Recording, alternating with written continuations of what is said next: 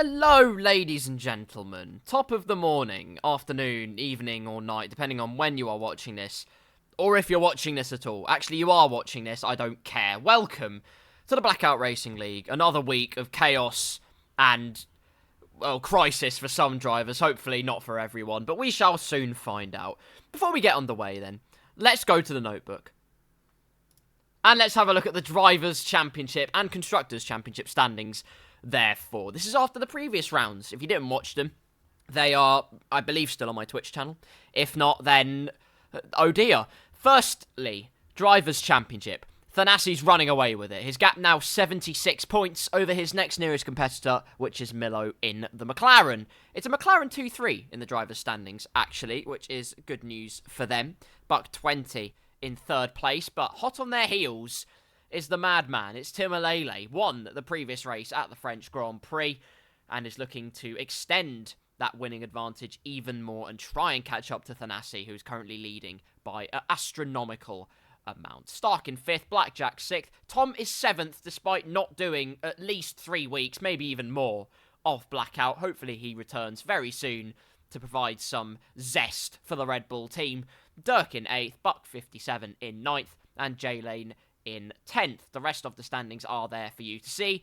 What is very interesting is that Crow, despite only doing 2 race weekends worth of Blackout, race weeks worth of Blackout, should I say, still in 13th with 75 points. So that is pretty incredible, all things considered. In the Constructors' standings, it is still looking peerless for the Papaya Pros. They are leading on 456 points, but Mercedes are mauling that advantage, for lack of a better term. 422 points, and the gap now reduced to 34 points between the two teams. The gap almost cut by half, but not quite. So, the chase is well and truly on. Aston Martin P3, cementing that ahead of Ferrari in P4. Venus and Serena really do need to pull their socks up a very, very long way indeed. They are currently in P5. Red Bull, P6, 7th, I can't speak apparently, 7th is the Haas team, 8th is AlphaTauri, 9th is Alpine, and 10th is Alfa Romeo, not counting, I believe, Crow's points, because if it was, then they'd be looking pretty smug indeed. So that's the standings currently, and what can we expect from this weekend? Well, obviously, if you watched last week, which absolutely all of you did, you would know that last week was Italy and France, and I, well, assumed in conjunction with real life that we'd be going to Japan and then Singapore. I was wrong. Sue me. We're going to Portugal first, apparently. We're off to Portimao. It even makes me do the hand signals. But Portimao is first for today as your 35% race, and then the drivers have decided that they like pain. They are, in fact, sadists and or masochists, and in fact both, because they're doing a 50% race around Singapore. So, good, I guess. Get help. But that will be a hot and hefty race on the drivers, I have no doubt. We're only a few minutes away from starting, going to qualifying for the first race of the evening. So, don't touch that dial. Stay glued to your seats. Unless you need some, if water is like absolutely a necessity, it should be. By the way, if you need water, go and get water. I'm not saying you have to miss out your water breaks and drink breaks purely because of Blackout. Because that is incorrect and irresponsible, as you will all know. But the point is, you do not want to miss the next 2 races because they will be filled with chaos and fraught with many a battle that should hopefully end very respectfully indeed. We'll be getting underway, like I said, in a few minutes' time for the first race of the evening at Portimao. So, until then, I bring you some nice music indeed. And I will see you at the qualifying session.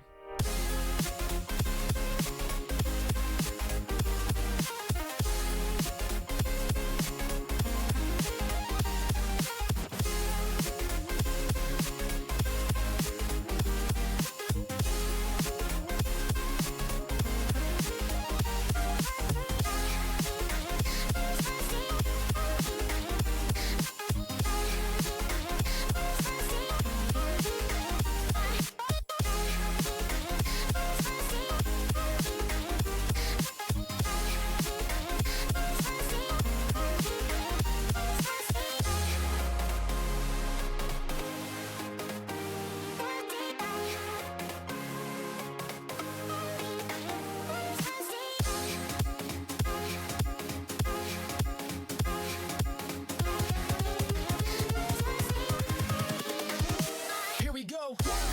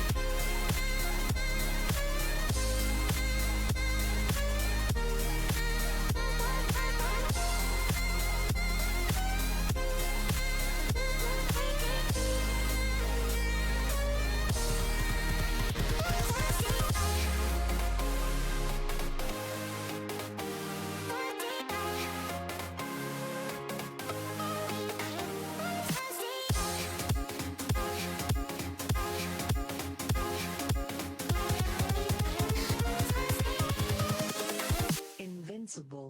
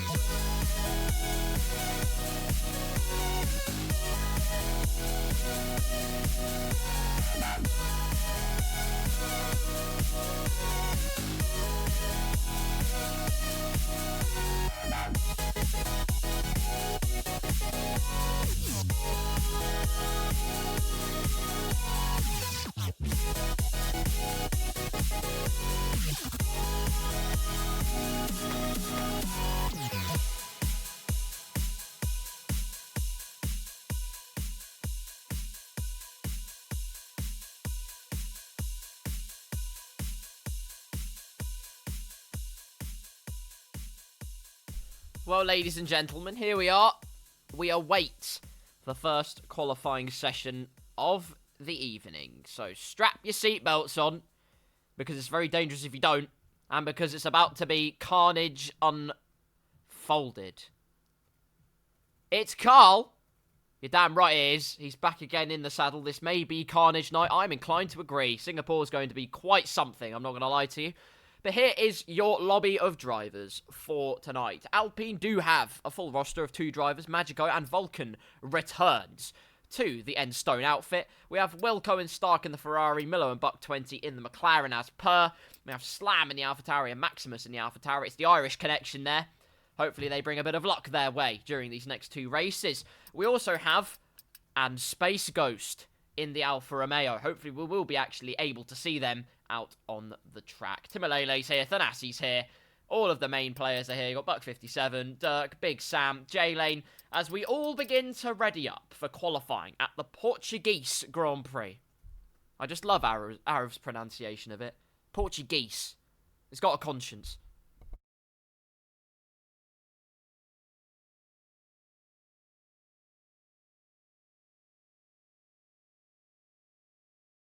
Portimao, the circuit, in my opinion, I quite like Portimao. I don't know what main primary public opinion is of Portimao. I think personally it's a rather nice circuit, if I do say so myself. It's a bit of a roller coaster ride, really. All the ups and downs, all of the ebbing and flowing you could possibly have in a racetrack. It's quite the spectacle, really, honestly, and it's quite the driving aspect of it is. It's quite a difficult one, of course. You come off some interesting corners, like the right-hander, up the hill, as the car goes lightweight as you go over the crest. Could see many a spin in qualifying. You're about to find out. Ladies and gentlemen, we are off for short qualifying at the Portuguese Grand Prix. Some say it looks quite like the Spanish Grand Prix track. I say, well, Spain recently just copied it, so game's the game, isn't it? They, of course, have raced here a couple of times, twice, since the turbo hybrid era started. Once in 2020 during the COVID-festered season. Saw many a good track, though. Saw Mugello, which I thought was a cracking track, personally, for the Formula 1 cars. But anyway, I digress. It saw quite the spectacle for the first few laps as the McLaren of Carlos Sainz took the lead briefly, while the rain fell. Until the rain stopped falling, in which case Mercedes romped away and Lewis Hamilton won yet another race. Kind of sounds like a broken record, except this year it's Max Verstappen. But here we are in 2023. We have brought it back like it never left. The Portuguese Grand Prix track. I always wish they add more tracks to the games. One can only hope. For instance, Mugello. I'd love to see Mugello on the Formula 1 game at some point. Bring back Jerez while they're at it. And a bunch of others. Maybe bring some older layouts as well, since you can license the tracks. I understand it's probably more complicated than that, but since Codemasters are having more time adding team principles to F1 World, I'm sure there's space in reserve to be able to add new tracks. Portugal then, home of Cristiano Ronaldo and the Portuguese Grand Prix track, because I don't know a lot about Portugal, to be honest with you. It's home of many a good Portuguese football team as well. Anyway, into qualifying we go. As you can see, we have cars coming out of the pit lane straight away. Let's have a look at the track map to see who dares to blink first. The answer is, it's Slam in the AlphaTauri. Of course, a lot of you will remember Slam from the British Grand Prix. He lived up to his name very well there. Slammed into the side, in fact, into the back of Guardian, should I say, in the Red Bull, which caused the first red flag of the entire season. Pure chaos, unbridled. But you never know what could happen here in Portimao. The Mercedes of Buck57 is also out and about. Loads of cars exiting the pit lane. We have the Alpine of Magico and McLaren. Someone's already spun. It's not Big Sam. It is, in fact, Le Space Ghost, who's had an oopsie. He's gone for a spot of lawn mowing on the infield, which is not quite how you achieve the fastest time here at Portimao. Back with Slam, though, as you can see, cascading down the hill here. The camera angles really don't give enough justice to just what kind of a roller coaster ride this track really is. It's one of the great tracks, one of the real drivers' tracks that we'll see on the Blackout Racing Series calendar. And as he exits the final few corners, as he goes flat out through the right-hander, we will ride on board with Slam for the first lap of the Portuguese Grand Prix track. Across the line we go then. DRS wide open. ERS turned up, so the Energizer Bunny has broken his legs because he's running so fast. Flick the car into turn number 1. Keep it within the white lines, which Slam does perfectly. Into turn number 3. Hug the apex as much as you can. Straighten out the car so you have the traction in spades. And then out through the left-hand as you go up the hill. The car can feel very loosey-goosey, but in this case, no problems at all. Into the hairpin, brake as late as you dare, pinch the car in once again, and the car does comply brilliantly. The front end biting in towards the apex. And now we go up the hill once again. Turn up the wick, and through the right-hander, lift off a tiny bit, and then brake hard into the right-hander. As we go up the hill, the traction becomes a little bit more difficult. As we go over the crest, the car hunkering down, using the aerodynamic grip, all of it that it possibly can. Meanwhile, his teammates causing a yellow flag towards the beginning of Sector 3. That won't deter his lap, though, as he goes down the hill once again, using the left-hander. Hugging the inside of it as much as you can, then braking, using the uphill to slow the car down that little bit quicker. And as you go down the hill, the car can feel very lightweight on the front, but no problems at all. A very representative and comfortable lap there from the AlphaTauri driver. Just a flat-out right-hander to go to complete our first lap of the Blackout Racing League on this Monday night, and it is a 1 minute 18.2. Let's see what Buck 57 can do. The answer is nothing. He hasn't started a lap yet, so forget anything I said. The Aston Martin of Dirk across the line, just under 4 tenths behind the AlphaTauri driver. And now we watch the other drivers come through. It is J-Lane across the line for a 1 minute 18.2, 5,000 separating them. Stark, another 1,000 of the Williams. My God, the margins are minuscule to say the least. It's already happening here at the Portuguese Grand Prix. Let's see what Milo has in store as he goes across the line. DRS open just before, and it's a 1 minute 17.6. The first driver to break through that barrier, and let's see what the other drivers can do. Space Ghost with a 1 minute 19.7 as Wilco is the other driver to get into the 1 minute 17s, as Daniel Gilligan in the Red Bull gets it into the 1 minute 18s with a 1 minute 18.1, almost breaking past that threshold. Red Bull up in 3rd place for the moment. Daniel, of course, the lone Red Bull driver for today, leading the charge, having to sharpen his horns doubly smart because there's no other Red Bull driver to support him out there today. Let's see what Maximus can do across the line, and I just missed him as he crossed to go P2. So I tell you what, he might have caused a yellow flag at the end of his lap, but it was all worth it because he's absolutely sent one through the Portuguese Grand Prix track, only just over a 10th off Milo in the McLaren. Great stuff there from Maximus. Could say really maximising his lap out there. I'll quit while I'm ahead, don't worry. Here comes Big Sam, surely to peel off into the lane after completing his first lap of the day. Well, the first times are in then. The gavel has fallen, it's slammed on the table. Timalele, Thanasi and Buck 57 still yet to set lap times in this qualifying session, but for now it's Milo in the McLaren setting the pace. Of course, the team that are leading the constructors currently, but Mercedes are snapping at their heels like an angry alligator. So hopefully McLaren can hold their advantage as much as they can. Buck 20, by the way, hasn't set a lap time. Here he is.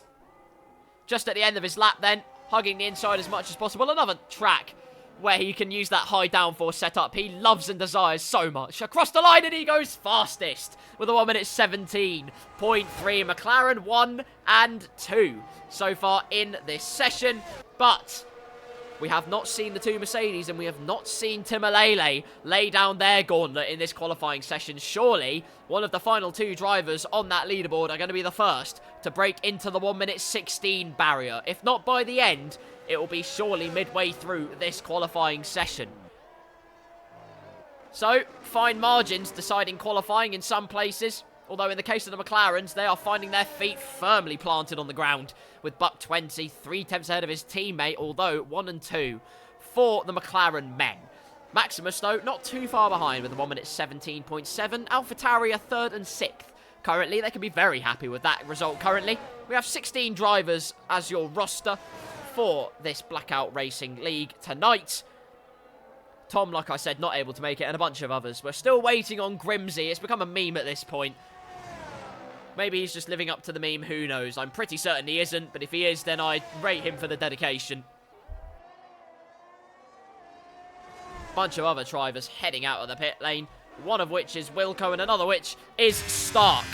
Flicking it into the corner, going very wide, but somehow not invalidating his lap, which is glorious for him, and the stewards will be ripping every single cable out of their screens known to man.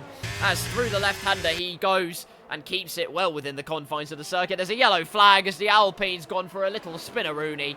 It must be Vulcan, and I believe it is. He's just had a little oopsie, but keeps it all together. Stark, still on his lap then, through the right-hander, another yellow flag. The Alfa Romeo's gone off, and it looks like it's not Space Ghost. It is Space Ghost. In fact, I just pressed the wrong button. Goodness me, it's all happening again, but Stark, meanwhile, is the man looking to improve his time, find his feet. He was the man that didn't quite get the biscuits, but will throw him a bone in this qualifying session here as he looks to improve his position. 1,000th off J-Lane in the Williams and 6,000ths off the AlphaTauri Slam. He'll be looking to improve up into the 117s, I am sure. A bit wide into the right-hander, but you can carry the momentum just about as he goes through the right-hander and the other right-hander. It's all rights here. Can he find the right momentum as he goes over the line? DRS open, and it is not an improvement. That was quite anticlimactic, wasn't it? Let's see what Space Ghost is doing. The answer is, I'm sure, going out for another lap. But he crosses the line, has no battery left to fight with, so hopefully he does manage to find an improvement somewhere. Meanwhile, it's Buck 57 that I am watching here. As he goes through the left-hander, another yellow flag as an AlphaTauri gets dutifully out of the way at the hairpin. It is Buck 57, though, rounding the right-hander, planting the power, tyres shrieking for resuscitation. But they're going to have to comply for just a little bit longer. As round the final corner goes Buck 57 and into the pit lane. I'm not allowed any fun in this qualifying session, am I? Here's someone who will allow me some fun, though, pending they keep it within track limits. Sorry if I jinx you. Thanasi in the Mercedes, keeping it close to the right-hander. Let's ride on board with him for the rest of this lap. Let's see if the first 1 minute 16 is on the board.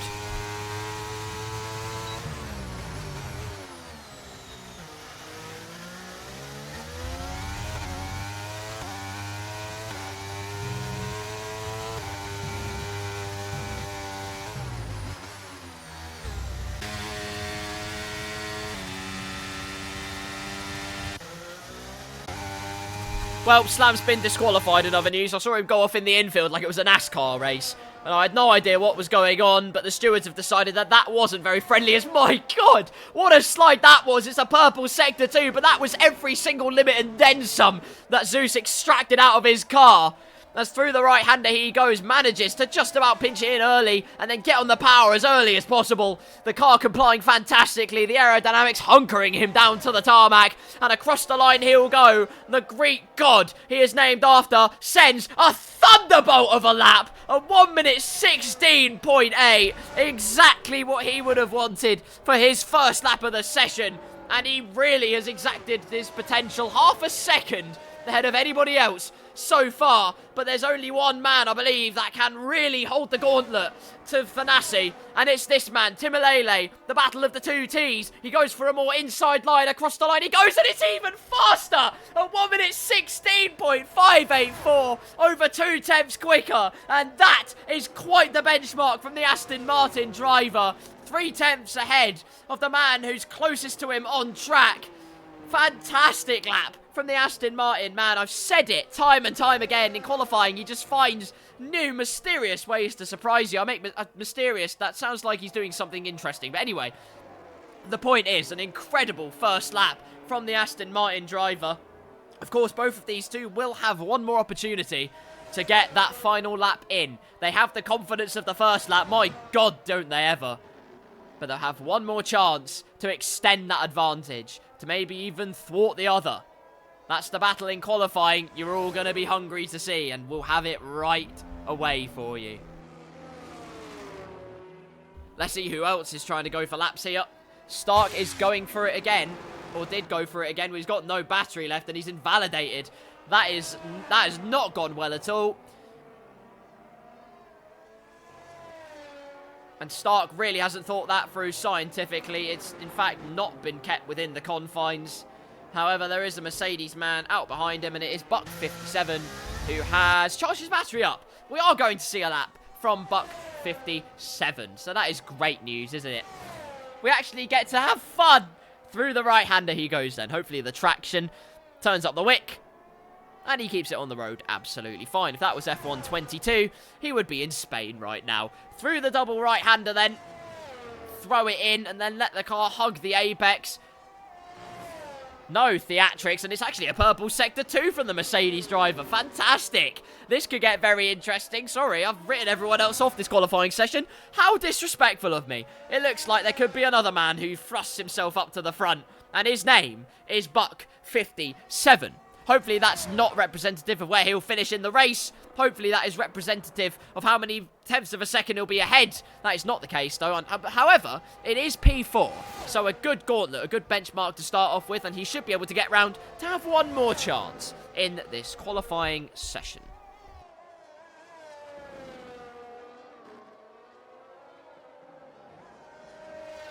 A perky Portimao session so far, then. Here's J-Lane in the Williams car. Currently in P9 with a 1 minute 17.9. Hardly any battery left to speak of. Unclear if he's pushing or not. I'm going to assume he is. Round the right-hander. And this could be a pole position time from the Williams car. It's a cracking exit. Pardon the sponsor. Through the right-hander. And let me guess, he's not yet. Of course he's not. Well, that's great. Anyway, I know someone who... He's not. He's invalidated his lap. I'm just not allowed to have fun, am I? What's going on? Here's Tanasi, though. His teammate just completed a lap. And he's really pushing on his out lap. My goodness me. Finding the limits and then some. It's Dirk behind him who's harrying him along. My God. Just keeping ahead there. A psychological advantage, perhaps. He's gone a bit wide through the right-hander and doesn't invalidate his lap before it's even begun, which is crucial for him, because otherwise that would be surely qualifying over. Across the line we go then, and let's ride on board with Tanasi, the current championship leader, looking to continue his crusade up the charts. Through the right-hander, pinching it in. Perhaps a bit more speed able to be carried there, but you don't want to risk it too much. You just have to pick your lines, get it right, because if you get it wrong, obviously you look like a tit. But through the left-hander we go, using all of the track as much as he's daring to, and then cascading down the hill, brake as late as you dare. To the left-hander, late apex there. Great stuff. Gets the car pinched in towards it, and then on the power early as you can as you go towards the right-hander. Flick it in, touch the apex, don't lift off too much as the car settles itself on the curb on the outside, braking hard and using the traction once again here. And this could be an absolute corker. If it looks fast, it generally is fast, as through the double right-hander he goes, pinches the apex once again. No histrionics through there, slightly over the white line. No purple sector 2 though, so clearly the Bucks are bringing the fizz in sector 2. That sounds disgusting. Through the right-hander, forget what I said. It's going to be an interesting and quirky lap from Tanasi, as through the right-hander he goes. Can he claim provisional pole in this qualifying session? The answer is no. He pulls into the pits and probably to put on another set of tyres, get out there quickly, and then set his final lap of the day. Someone who does improve, though, is Dirk, up into P9 with a 1 minute 17.9. Daniel Gilligan, meanwhile, 117.7, sorry, up into P8. I'm missing all of the fun. Wilco's in P6, which is incredible for him, and he's pushing. He's in fact trying to improve his lap time. Great stuff as Buck 20 peels into the pits. Apparently not the lap he would have hoped for. In fact, I'm pretty sure he'd still have time to get in, change the tyres, and do another lap. The lap is so short round here. Meanwhile, across the line goes the Alpine. I'm pretty sure it was Vulcan. It is, and he's starting a lap time for the Enstone outfit, the French team. They had their home Grand Prix last time out. Magico brought home the spoils. The French crowd went mild. Thanks, Codemasters. Up the hill goes Vulcan, though.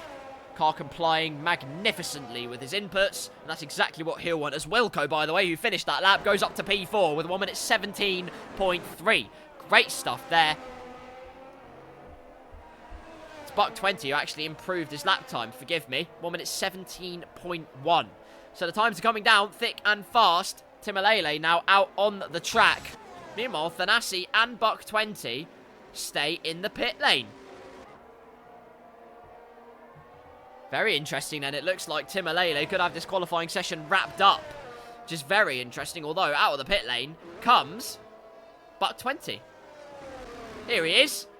54 seconds to go, unless he does some, well, wizardry, quite frankly. He's not going to be able to teleport his way to the finish line in time, so that is the end of his qualifying session. Just having a little reconnaissance, saying thank you to the fans. What a gentleman. Let's see what the times are looking like, though. Vulcan across the line. Let's see what his time goes to. It's not an improvement. It's just under his original time. Meanwhile, the Mercedes at Buck 57 improves, but Milo improves even more with a 1 minute 17.2. In fact, forgive me. Oh, no! Big spin. Buck 57 had just started a lap, and it's all gone tits up. He's capitulated it into turn number 1. A pirouette, which will get a 10 from Craig Revel-Horwood, unfortunately sees him spinning with egg on his face and remains in P6. Meanwhile, let's see who else is out. Stark is out and about, and it's now up to Buck 57 to dutifully get out of the way of the Ferrari man, which he does. Credit to him. Good stuff. So, Thanasi and Buck 20's qualifying sessions are over. Here's someone whose qualifying session is not quite over yet. Timalele, who holds the advantage by just over 0.2 of a second, looking to extend that advantage even further. However, he does have traffic ahead of him, of, I believe, Le Space Ghost, who unfortunately is not a ghost in this particular circumstance if your name is Timalele. Through the right-hander he goes. It is not a purple sector 2, is he? He is in fact a 10th down on his time currently, which I'm sure he won't be too mad about, because he's currently on pole position and will stay there, pending there isn't an absolutely meteoric showing from any other driver. Through the right-hander, using the slipstream, could actually be to his benefit. You're about to find out. Across the line, he will go very soon. Is it an improvement? Yes, it is. By margins, it's a marginal improvement. A 1 minute 16.503. The slipstream supports Timalele's rise to pole position even further, and it is a commanding advantage the German driver holds as we go into race day. Great stuff. Thanasi will be P2. The McLarens line up 3rd and 4th, crucially for them, in their Constructors' crusade. They will not be shivering their timbers too much. Hopefully not. Hopefully it's not raining again, that's for certain. But anyway, a good result for the McLaren team. They'll be looking to continue that into race day. Wilco finishing 5th. Buck 57 in 6th. Maximus in 7th, with Daniel Gilligan lying in P8 in the lone Red Bull car. Dirk in 9th, with J-Lane rounding out the top 10. The Alfa Romeos end up 11th and 12th. Space Ghost coming in clutch at the end of the session, with Stark in 13th and the Alpines rounding off the times that were set in 14th and 15th. Of course, that is discounting Slam, who got disqualified in, well, if it's the FIA, dubious circumstances. It doesn't matter. It doesn't change the complexion as to what I think happened. He will start plumb last for the race tomorrow. A brief flash up of the AI there. Apparently Sergio Perez is starting 17th, which, well, isn't uncommon, unfortunately, for the Mexican Minister of Driving Slowly. But anyway, here are your qualifying results. Timalele, P1 by just over 0.3 of a second from Thanasi in P2, the championship leader, holding his ground at the front row. McLaren, though, trying to hold their constructors' lead with 3rd and 4th. Credit to them, with Captain Wilco steering his ship into P5, Buck 57 in P6. Maximus 7th, Daniel Gilligan 8th, Dirk 9th, J-Lane 10th, with Space Ghost, Big Sam, Stark, Vulcan and Magico in the Alpine, who's apparently masquerading as a Reader's Digest journalist, so credit to him for being able to come out here today and drive fast. Unfortunately for Slam, it is not the ideal qualifying result, and he ends up plumb last for the Grand Prix. Well, the clouds of dark have descended upon the Portimao circuit. Maybe in 2020 we will get a spot of rain at the beginning, or perhaps the end of the race in contrast. Who knows? That is all part of the joy and the beauty. One man holds a 100% win record at this track in Formula 1. That's right, it's Lewis Hamilton, who won in 2020 and 2021 for the Mercedes outfit. Until they decided that not having sidepods on their car was a good idea. It's like taking my arms off. Like, how's that going to help?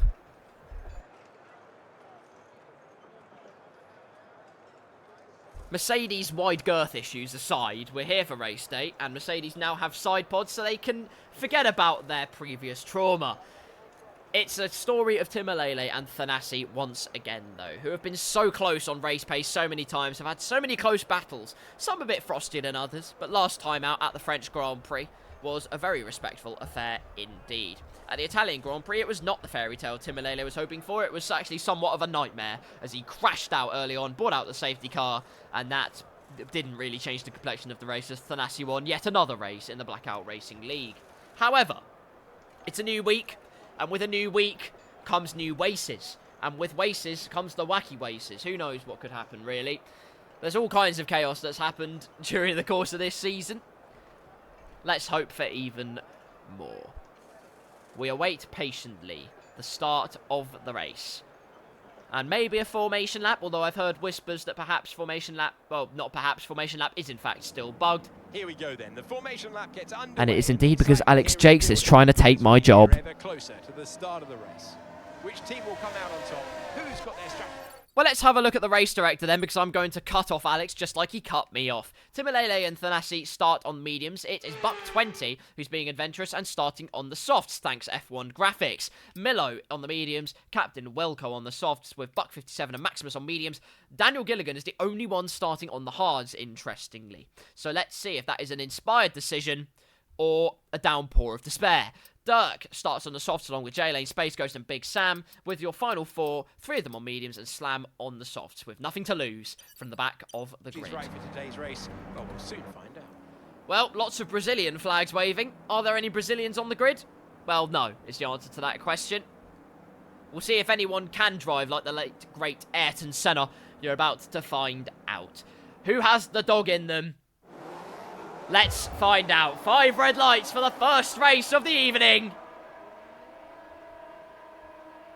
Lights are out and we're underway for Portimao, and it's a good start from Timolele, but he lights up the tyres in the second phase. Thanasi gets that slightly better purchase, but cutting off the inside line is Timolele, but the switchback from Thanasi straight away gets him the lead of the race. Fantastic little move there, telegraphed it from early, and oh no, the two come together. No space left on the outside for Timolele to hold the line potentially, but it's ended in tears nonetheless. Thanasi ends up in smokes and he's down in P11. A safety car immediately comes out. My goodness me, that was dubious. I mean, there was no space left on the outside from what I could see, but then again, I can't even tell you what happened. It all happened so quickly. I'm sure there'll be, well, there will be many a discussion, let's be honest. Hopefully that doesn't last 1.5 hours. But anyway, Timolele's in P8, Thanasi's in P10. Both have egg on their faces, and we have a safety car already. If your name's Buck 20 and Milo, though, it's good news, because the safety car's come to save your bacon, and not only that, it's a McLaren 1-2. Daniel Gilligan, by the way, I said, was it an inspired decision or complete catastrophe? It's not. He's P4, courtesy of Timolele and Thanasi getting it all crossed up between themselves. The Red Bull man takes full advantage, and on his hard tyres, he's up into P4.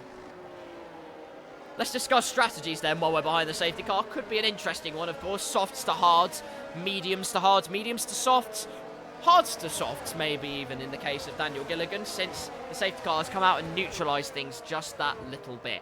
Is anyone going to come into the pits during the safety car? The answer is yes. Both Aston Martins have come in. And it's going to be a double stack. That's going to cost Timolele very dearly indeed. What was P8 is going to translate to, well, a lot less than P8, in fact, as Dirt comes in. A swift change from the boys in green. And into the pits comes Timolele. And indeed, it is a front wing change. So front wing damage for the Aston Martin driver. It did look like a big old shove from this man. Thanasi getting his elbows out early on. It was a great little move into turn number 1 as they've gone for the Vaseline focus at the bottom of the camera there in Portimao. Either that or something very dodgy is going on. There we go. They've sorted their stuff out, and so we carry on. Timolele rejoins the track then in P15, which is not where he would have wanted to have been. It's not the start he would have hoped for. But anyway, let's have a look at the stipulations of this as a result. McLaren 1 and 2. Of course, Thanasi down in P8, and we know how quick he is. But he's right in the mix with Vulcan and Space Ghost. Space Ghost P6 and Vulcan in P7. That's an incredible start for both of those drivers. J-Lane in P5 has had notoriously terrible luck at the best of times. But in this case, he's reaped the benefits of the other drivers' well, getting jiggy for it, let's put it that way. J-Lane up in P5 for the Williams team, the lone Williams car. But he'll be absolutely beside himself with delight.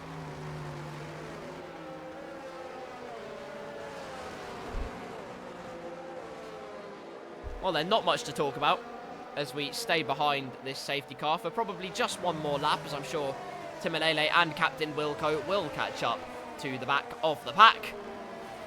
And then it's up to Buck 20, who more often than not hasn't had the best time at the restarts on this game. Maybe this time that will change since he is controlling the pace. Been caught napping a few times, but that, of course, was when he wasn't in the lead.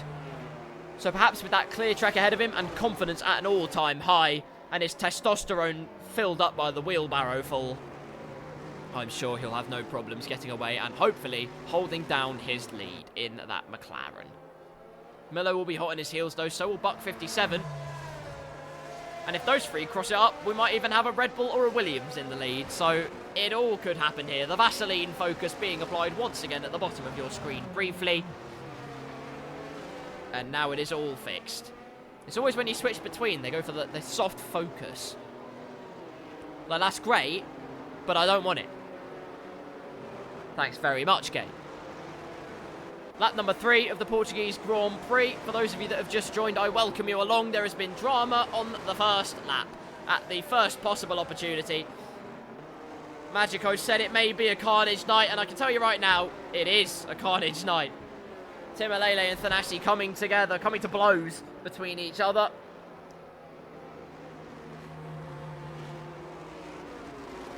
Unfortunately, it ended off worse for the Aston Martin man. Had to come in and change his front wing. Safety car will come in at the end of this lap. And we go racing in the Blackout Racing League.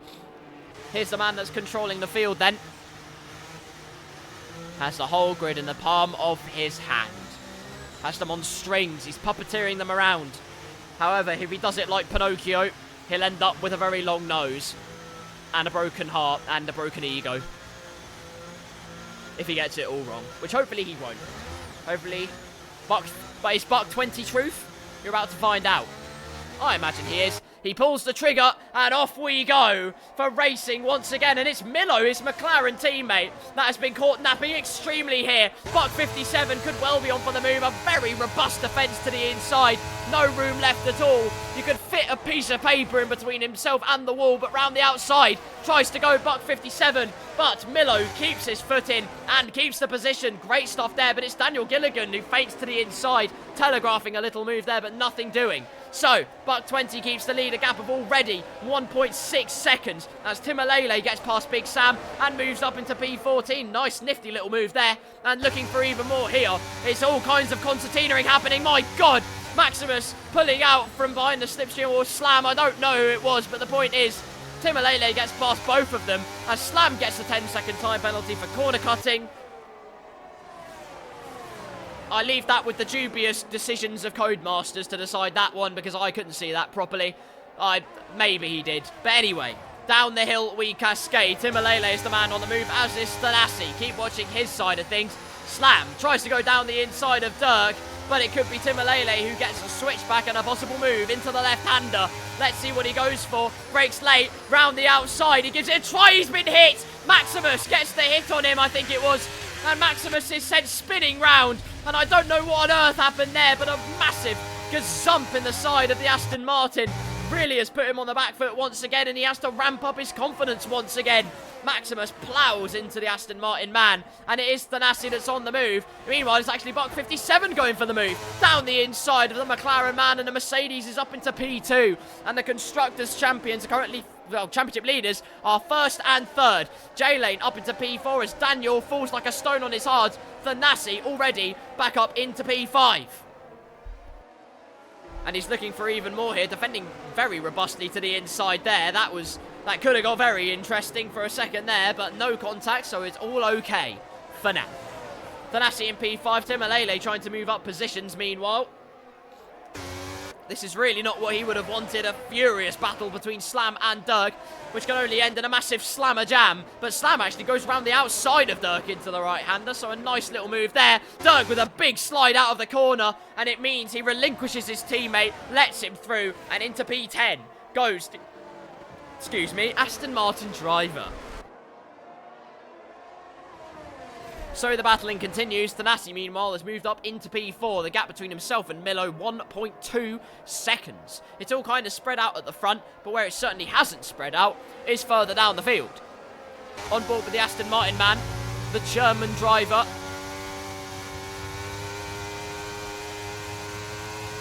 Went kaput in the first lap, but is looking to go almightily Schnell. Down the inside he goes, and it's going to be a textbook manoeuvre into turn number 1, into the braking zone. Flicks the car in, and it is good night Irene in the case of the AlphaTauri. Timolele up into P9.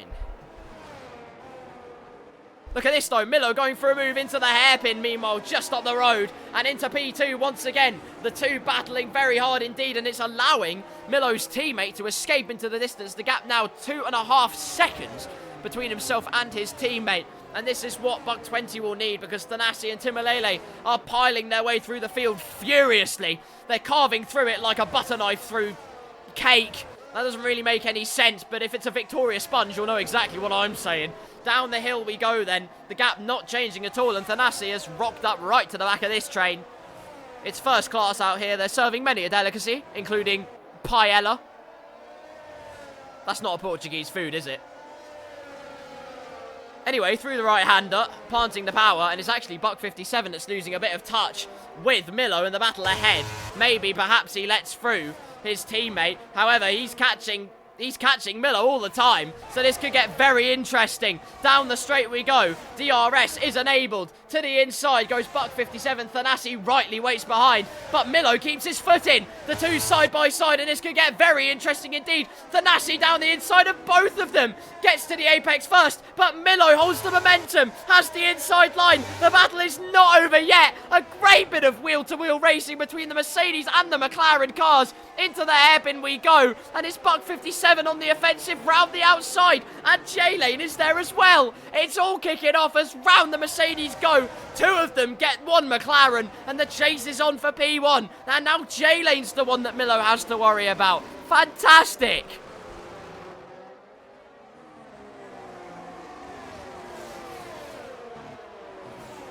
For now though, let's switch on to Dan Cam. Here he is, holding down P6 currently, keeping a watchful eye on proceedings up ahead, in case anything goes a bit skewiff, in which case he'll be right there to pick up the spoils and laugh in their faces. Space Ghost is right on his tail though. Not the best qualifying for the Alfa Romeo driver, but so far having a pretty good run at things, albeit on soft tyres, so they will begin to expire pretty soon. On the whole, through the right-hander goes Daniel, and into DRS range goes the Red Bull briefly. He does get DRS, in fact. Okay, the train suddenly gets a bit bigger. Thanasi, meanwhile, is in P2 and is chasing down Buck 20. That's the story. Let's see if he can do it. 2.9, almost 3 seconds was the gap as they go through the first couple of corners. Stays at 2.8 seconds. Thanasi, of course, eats gaps for breakfast. It's like a mouse for a block of cheese, really. Be hoping for the finest fromage frais possible to chomp through as Timolele gets past Magico, sets a purple sector 1, and up into P8 now for the Aston Martin driver. May have cut off his front wing in the first few laps and Voldemorted himself, but he's kept his nose clean everywhere else, which is the crucial thing here. It's about knowing when to pick your battles, remain consistent, keep the confidence, and he has kept his confidence. And so the pole sitter continues his crusade up the field. Of course, made the pit stop onto a fresh set of medium tyres, so he's not out of the running yet. Don't count him out, as there is a spin. Slam has spun onto the infield. He's had an oopsie, and there's no damage on the car, just talent and a bit of emotional damage. Spins the car around and continues on his merry way, but it is another fork in the road that the AlphaTauri man did not want to encounter, as J-Lane pulls into the pits to get off his soft tyres.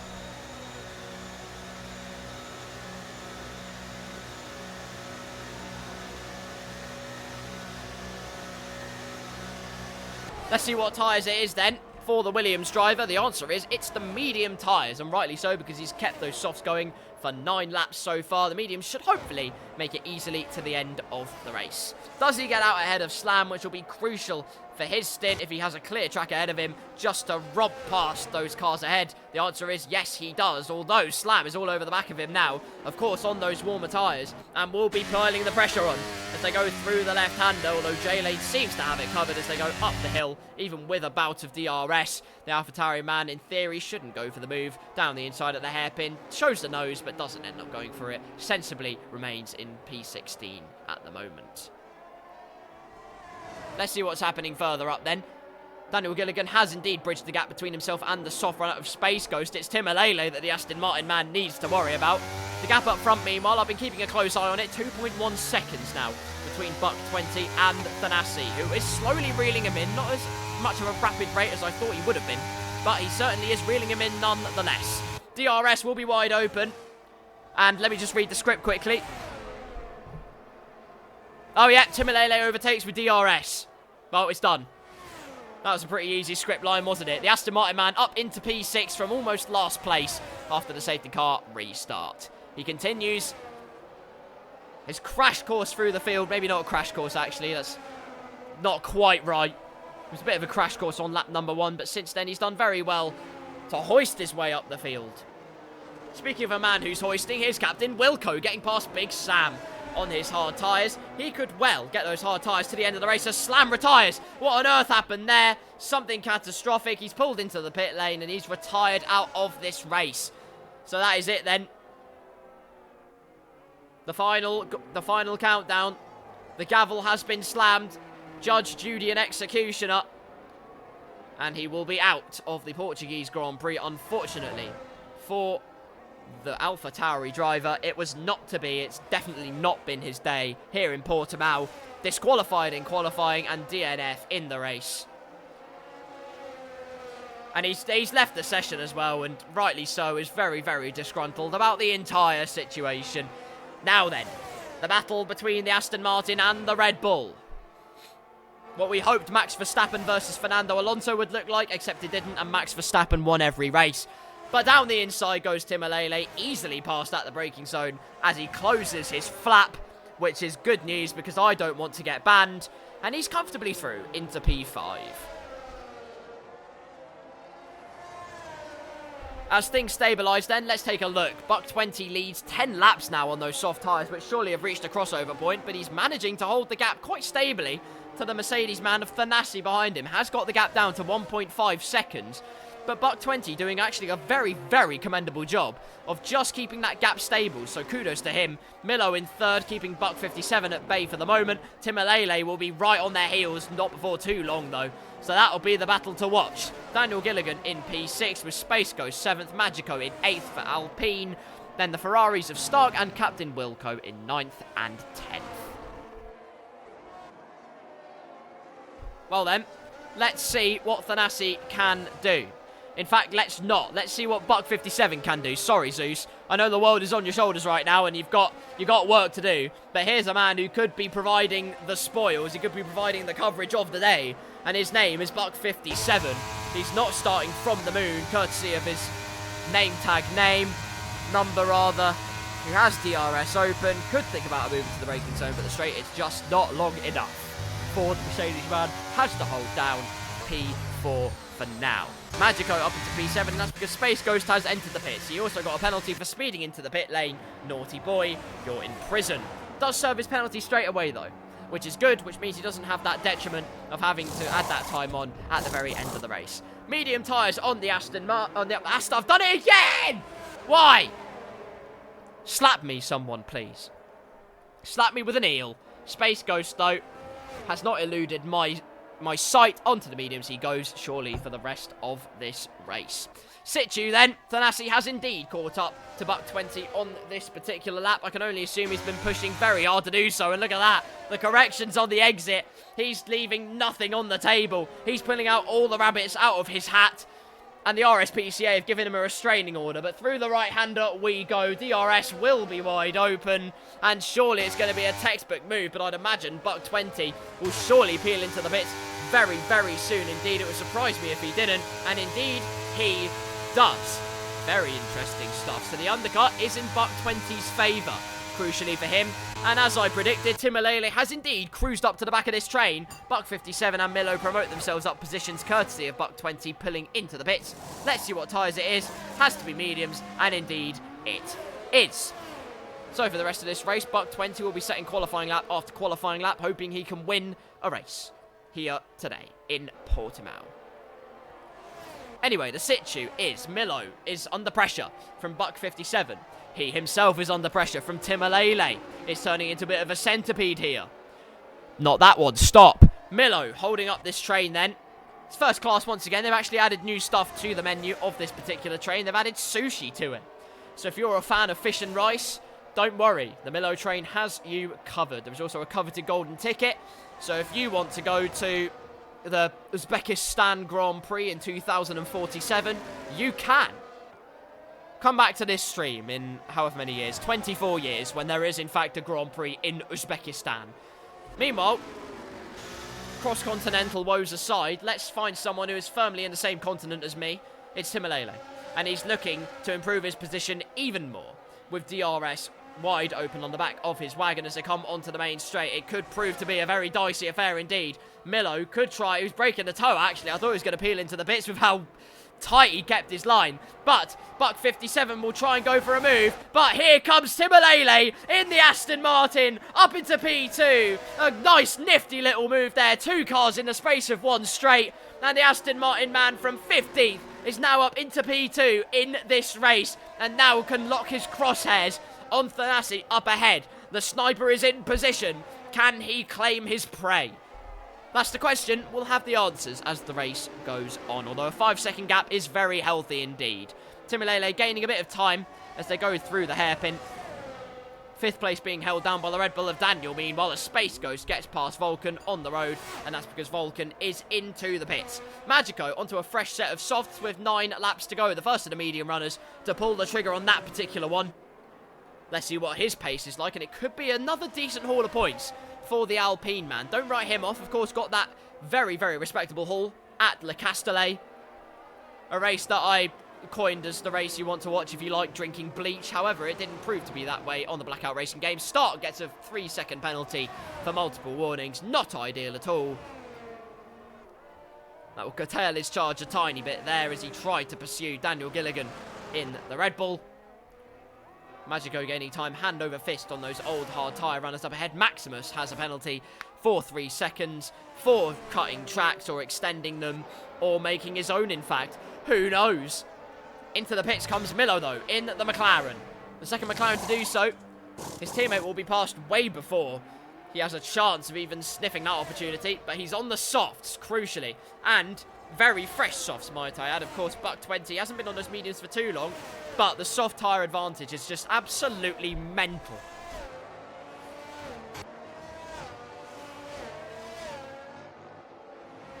A brief alien invasion of the TV broadcast then as Milo rejoins in P11 and will surely dispatch the hard tyre runners ahead before too long. You would think he would. His first target is Big Sam. Thanasi, meanwhile, has a comfortable lead. 5 seconds, just under actually, is the gap between himself and Timalele in P2. Timalele slowly gnawing away at that time. It's what could have been, really, had he not got front wing damage from that first lap. He could have been right at the sharp end of this race. Either way, surely a P2 is the target on the whole. You have to say, if he doesn't get that today, he can consider today an astronomical failure. I am joking, of course, but we know how high the standards are for a driver of his calibre. He does stay out for one more lap, though. Crucially, of course, he does have the fresher medium tyres on. Thanasi, your race leader, your championship leader, pits and goes onto the soft compound tyres. Buck 20, meanwhile, finding his way through the last corner. Using all of the power and precision he possibly can. Thanasi will be at the pit exit before too long. Has he overcut the McLaren man? The answer is no, he has not. Although he is on these softs, so it's a case of if and perhaps not when the Mercedes man mauls the McLaren man up ahead.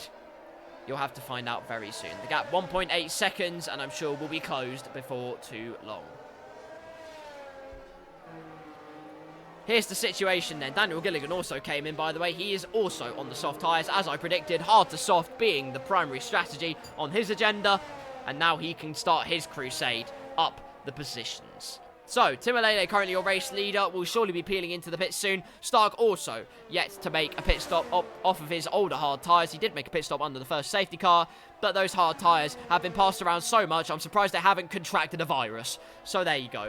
Buck 20 on 3-lap old mediums in P3, being caught rapidly by Thanasi on softs, with J-Lane in P5, Wilco in 6th, with Milo hot on his heels in 7th, Dirk 8th, Big Sam 9th, with Buck 57 completing the top 10. As Timalele does come into the mix. What tyres does he go on? Of course it's the soft tyres. If it had been the hards, I would have screamed. And I would have got noise complaints. So let's not have that, shall we? Buck 20, meanwhile, could be gazumped. Here comes Thanasi. And with DRS, it was really a no contest. Although, no! He's got a 3-second time penalty for multiple warnings. That was not part of his script at all. And suddenly, the complexion of his race could change. Timalele, on slightly fresher soft tyres here, could yet have a say in this race. And so could Buck 20, for that matter. So, don't discount anyone for the potential win of this race. It's track limits that, in fact, probably lost Thanasi the last race in France as well. So once again, just pushing the limits too much. And yes, he's the championship leader, and yes, he feels like he has nothing to lose after that first lap. But truth be told, that do or die approach can be to your detriment at times. As does he dare go to the inside at this corner? No, he doesn't. He's going to be held up quite significantly by Stark in the Ferrari. And that's going to just bring his rivals into it that little bit more. Look at this, all aboard the Stark train again. Oh yes, we saw this one at Monaco, and we're seeing it again here. Trying to go round the outside is Thanasi, but nothing doing there. God, this is not what he would have wanted at all. And suddenly what turned into jubilation is a rude awakening, as DRS will be enabled, of course. Stark does stay out, in fact. Very interestingly, a new fastest lap of the race for Thanasi, meanwhile, 1 minute 19.1. He will try and escape away into the distance with just 6 tours of the Portimao circuit to go then. Thanasi leads, Stark in 2nd, Buck 20 in 3rd, with Timalele up into 4th after passing J-Lane, who is in now P5. Milo in 6th, with Captain Wilco steering his ship into P7. Daniel Gilligan up into P8. Now down into P9 because something catastrophic happened. I believe he went wide. Well, we have to do the move all over again then. Although on softs, it should be a relatively easy affair. Look at that. Look at the traction difference. You cannot overstate the difference between new tyres and old. As down the inside goes the Red Bull. It's probably a no contest. And it is a no contest. Up into P8 he goes, and Dirk has to settle for P9 and almost under attack from Magico. My goodness me, it's all getting very dicey indeed. The Alpine man looking to promote himself up even further for even more points in this race.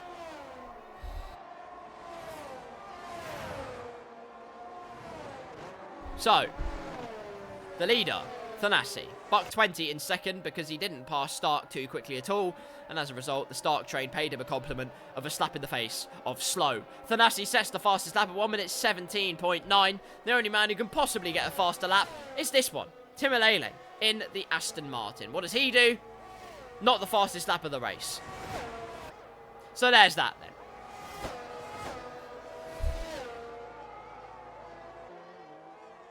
Lap 19 of the Portuguese Grand Prix, things just beginning to settle down a little bit, although not if your name's Milo, because you are now right on the back of J-Lane in the Williams. On board with the McLaren, sucking up that slipstream, lapping it up like a cat laps up full whole milk, whole fat milk rather.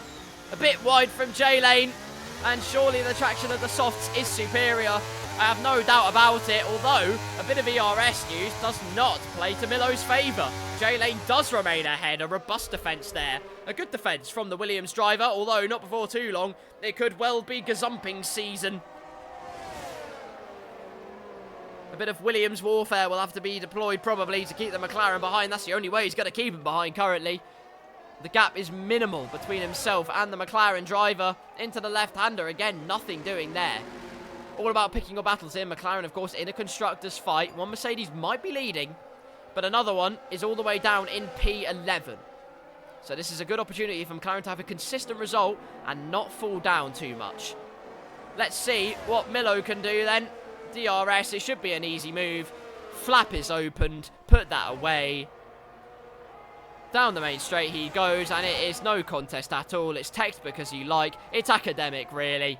Milo through into P5, and McLaren now 2 and 5 in this race, and hopefully finding their constructors' lead slightly advanced. Timolele up into P3, outbreaks the Ferrari of Stark on 18 lap old hards now. My God, he's still got 3.5 tours of the circuit to do before he can say, well, that's the end of that then. Of course, he still has that penalty to his name as well, so we'll have to find out what kind of stipulations that has for him. Hopefully not too many capitulations. Hopefully sensations of jubilation. Timolele now in hot pursuit of Buck 20.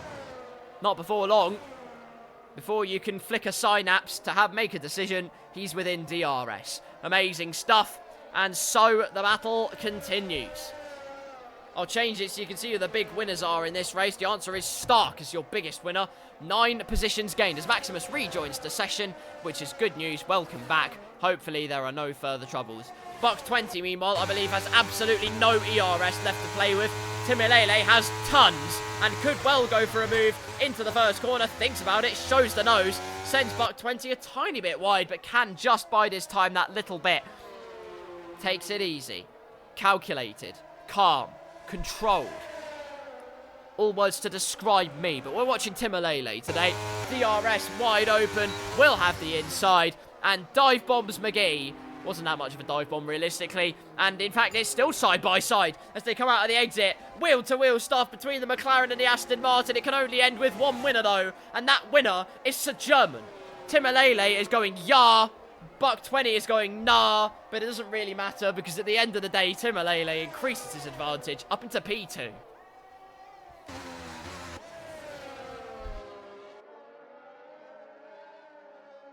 Vulcan with a 3-second time penalty there for whatever track limit warnings, naughty boy. The gap now 7.9 seconds between Thanasi and Timolele, so unless Timolele it catches up by 4.8 seconds before the end of this race, it will be another win for Thanasi in the Blackout Racing Series. Drama between these two at the very beginning. Well, hopefully they'll squash that beef as we head into Singapore, because realistically, if they have a coming together there, it's going to end in tears. My main question is, can Milo catch Stark before the end of this race? He's only got 2 laps to do it, and the gap is currently 3.6 seconds. Stark, of course, on the old hards. Either way, Milo doesn't have to catch Stark before the end of the race. Stark has that penalty, that dark cloud looming over his head throughout the whole of this race. Milo not catching a huge amount out of these corners, which is quite surprising, really, considering Stark's tyres are goosed, well and truly. Into the hairpin. Let's see what the gap turns to as he goes through. 3.6 seconds. Again, not catching a huge amount. Stark, despite everything, I believe, if I'm not mistaken, could well be in the running for P4 in this race. What penalty does he have? Yes, 3 seconds. He could well be in the running for P4 in this race. Milo is not catching him enough currently.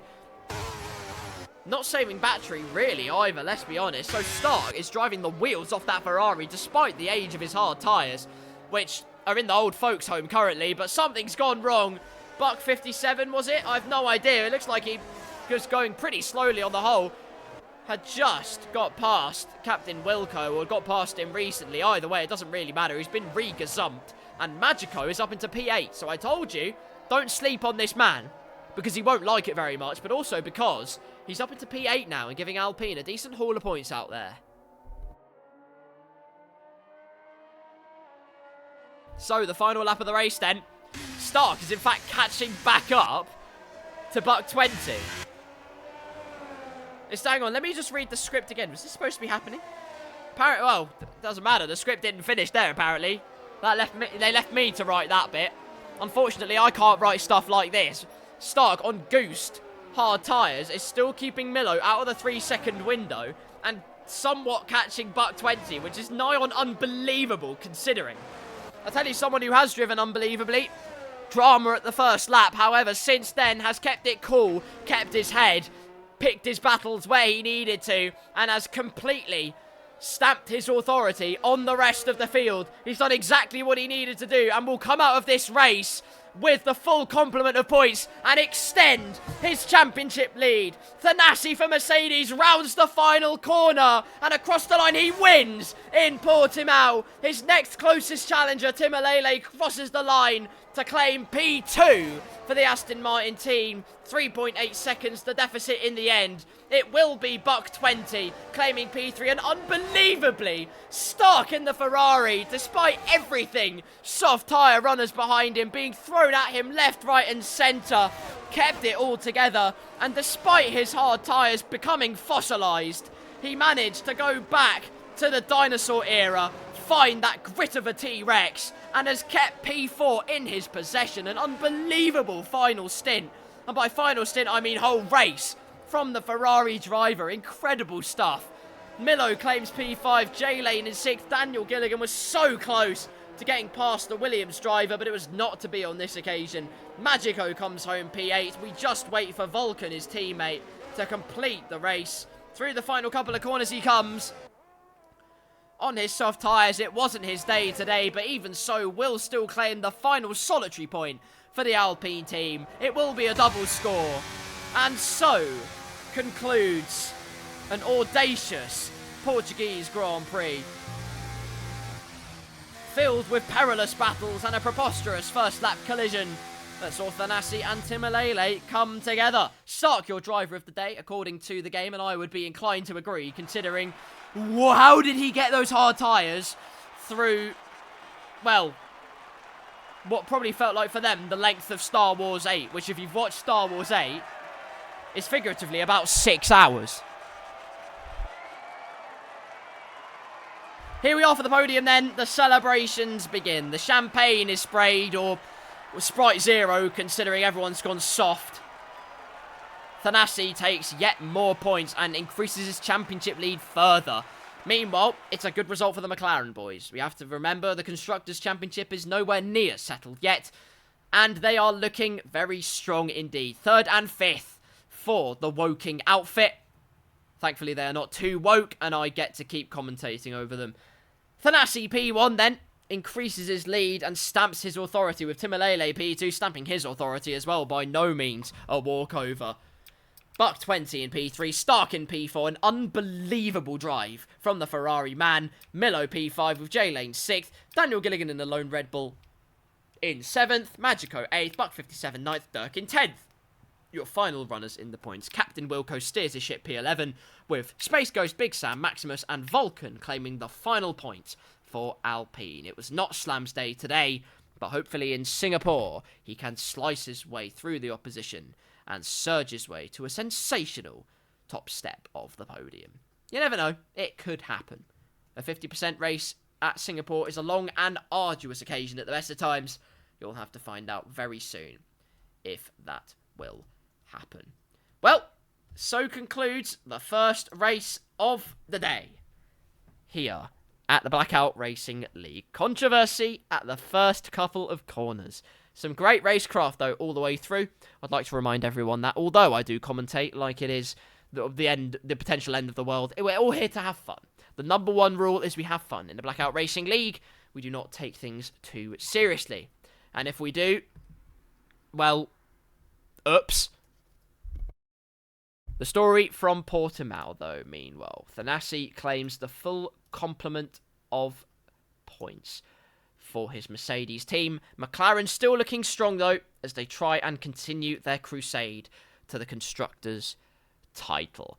That was our first race done, but here comes the long boy. If you like seeing drivers casseroled and don't really like your well-being, well, good news. We have a 50% race around Singapore for you next. And really, anybody, and I mean anybody, could win this race. That start only going to be worse in a Singapore. In a singular Singapore. And I would be inclined to agree. It's going to be absolute carnage. So, don't miss out. Stay tuned. It could get very interesting indeed. For now, though, I leave you with sultry tunes. And the biggest daddy longlegs in the world has just tried to snipe me out of midair. It could have killed me. You don't understand.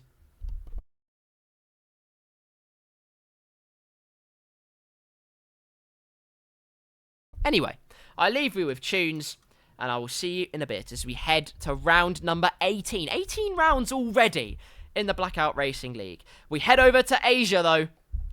It's almost time for the Singapore Grand Prix.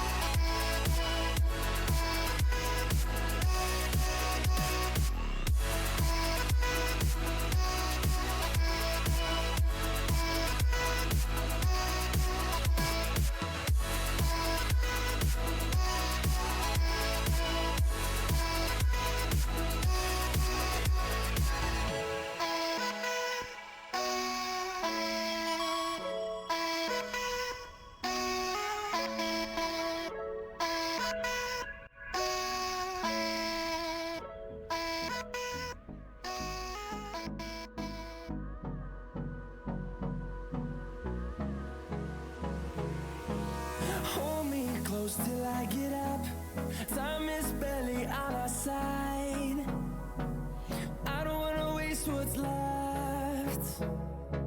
The storms we chase are leading us, and love is all we'll ever trust. Yeah, no, I don't wanna waste what's left. And on we'll go, through the wastelands, through the highways, till my shadow turns to sun rays. And on we'll go, through the wastelands, through the highways.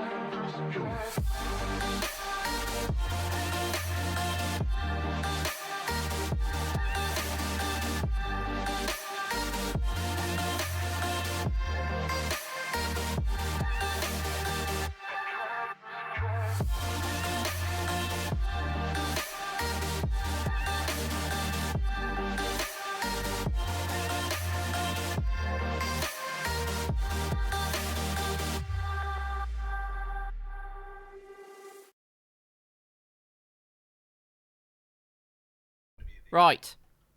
For people who like pain. For people who like sweating. For people who, once again, like bleach in their eyes, it's the Singapore Grand Prix. It's a 50% race. Possibly the longest race on the F1 game. Just ever. But you know what? We've got willing volunteers in this lobby who are willing to put in the time, devote the effort, and exact as much potential out of their cars as they can. As we go to the Singapore Grand Prix, a track that has had no end of controversy, just put it this way, as an interesting track, to say the least, ever since its inception in 2008. I will not say those words,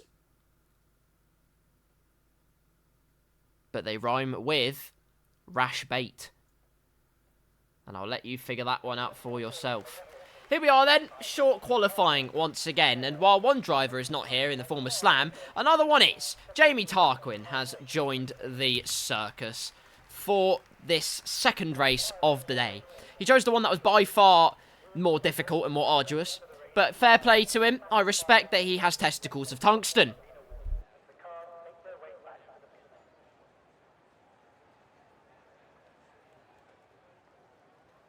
And so, who will be first out onto the track for this qualifying session? The answer is, I don't know, because it's not showing me. It is in fact an Aston Martin, so forget what I said. I'll be confident that it is Dirk, and here he is. Like I said, the Singapore Grand Prix track has had no shortage of controversy and whatnot over the years ever since its inception in 2008. But it's also seen many a heroic story.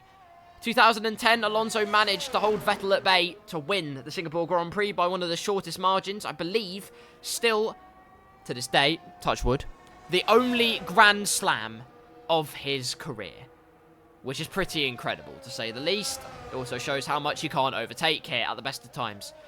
But it's the F1 game, people get very creative, so let's see what they can conjure up. 2008, of course, like I said, it rhymes with rash bait. That sounds like a disease, to be honest with you, but the point is, it's what gave Fernando Alonso the first Singapore Grand Prix itself in 2008, which was ironic because he then won the next race completely on merit in Fuji. So, well done, Renault. Great job.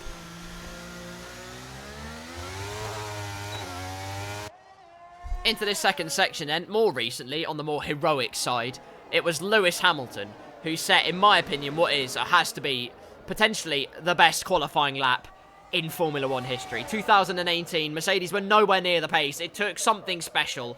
It took a rabbit out of a hat, but instead of a rabbit, they brought out the golden chicken. And the golden chicken laid an egg. And in that egg was another egg. And in that egg was another egg. And let's put it this way, they didn't run out of eggs because Hamilton got pole position by 0.3 of a second. And he only needed his first lap to do it. Here's one man that perhaps will only need one lap and might even claim pole position. Who knows?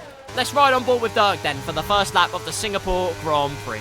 Turn up the volume, hear the noise. Let's see our first lap time of the Singapore circuit.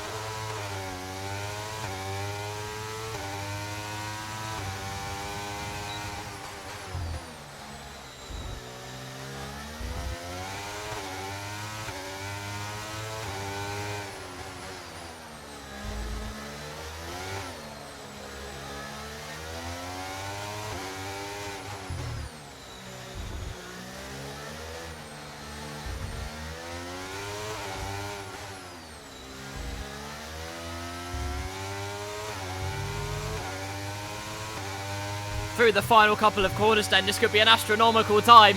Where will it put him? It's pole position for the Aston Martin man. An incredible effort. No one can even come close to him. They're so scared they haven't even set a time. And the Aston Martin driver is by far and away the top man in this qualifying session. J-Lane's only just started a lap. He's nowhere near. Anyway, let's see who else is out on the track. It's Vulcan in the Alpine. Perhaps to be able to relinquish Dirk a pole position. Let's see someone who could potentially relinquish him a pole position. Here comes Maximus, who's invalidated his lap, so it doesn't count. The point is, he's probably going to set a... Oh. Sorry, Dirk, maybe next time, mate. 2.4 seconds, the gap. And I tell you what, this man loves high downforce. So if that's anything to go by, he's going to have a whale of a time. As Captain Wilco commandeers his ship into second place. Great job from him there, but the times will start to tumble down. Who be next across the line? It is Milo is the answer to that question. Here comes Daniel Gilligan. Goes P5 at the moment with a 1 minute 41. Across the line, Jamie Tarquin just joined the lobby. And on his first qualifying lap of the day, it is a 1:38.0. Meanwhile, Buck 57 up to P4, and another Aston Martin man is Tim Alele. Could he perhaps put his car in provisional pole? Oh my god, yes he does, by half a second as well. The Aston Martin driver going for 2 poles in a row today. I was going to say 2 poles at once, but that sounds like a bad night out. Or a good night, I mean, it depends what you're into, I'm not going to lie. Anyway, look. Listen, the point is he's half a second ahead. He's currently in provisional pole. And the times will still continue to tumble. Let's see what J-Lane's got in store. The man who finished in P6 last time out at Portimao, looking to improve his position in qualifying up into P7. Currently is where the Williams driver stands. Let's see if Space goes. No, he doesn't. He's gone straight on. Not what he would have wanted. Big Sammy was the one that crossed the line, I believe, to set another lap time because either it's invalidated or some other misdemeanor happened, I have no idea. But we carry on. Space Ghost managed to get himself out of that sticky situation, and he carries on in his qualifying crusade. Meanwhile, across the line will go Thanasi, starting his first lap of the day at Singapore. It's Stark behind him, meanwhile, who is on a lap and almost meeting up with Barry R. That was very close indeed. Let's get back to Thanasi's lap while we're at it. Or not, that's Buck 57. Here's Thanasi. Through the right-hander, using all of the track and then some, using the curb on the inside since it's not too volatile on this particular instance. Open the DRS. Keep your line as short as possible as you go down the straight. Into the left-hander. The curb here is a little bit more harsh. You do bottom out a tiny bit if you get it wrong on the outside curb. It's a little bit more lenient, which is good news for him. Touching the curb on the right-hander.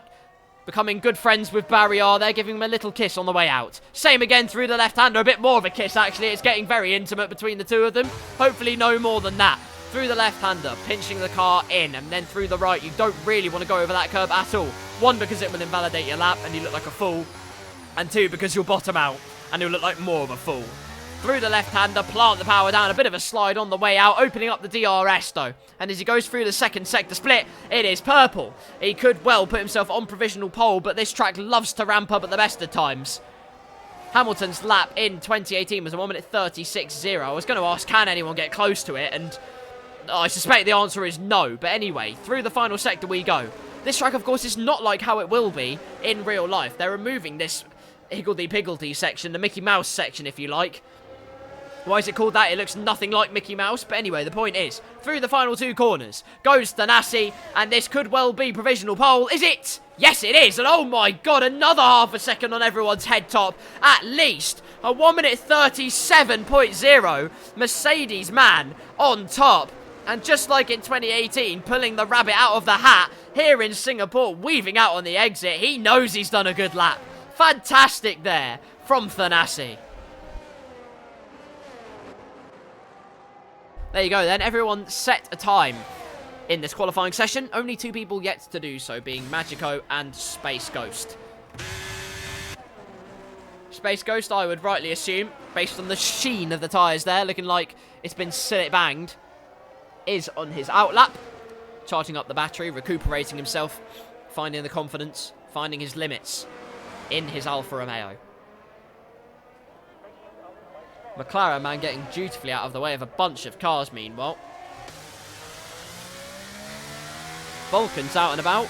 No idea if he's on a lap. Maybe he is. I couldn't tell you, that's for certain. Let's get the lap data up just to see what is a cooking in this qualifying session. DRS wide open, could still well be pushing, but there's no battery left, so I would have to assume he'll peel into the pits very soon and get a fresh set of boots on and then go for another stormer of a lap very soon. So from that right-hander there, that is where the track now is just a straight line, and then it's not this chicane that Vulcan's entering now, but it's the one after that where the track will feed into. Codemasters claim that they will update the track in this game cycle so that it is the new layout. But then they also said that apparently with F122 in Belgium, so I don't know. Across the line goes Vulcan. It is a marginal improvement, a couple of tenths in it. Not too bad at all. A 1 minute 42.5 for the Alpine man. Jamie Tarquin on his outlap then. Currently holding down third place, relatively comfortably speaking, which is a very good effort from him indeed.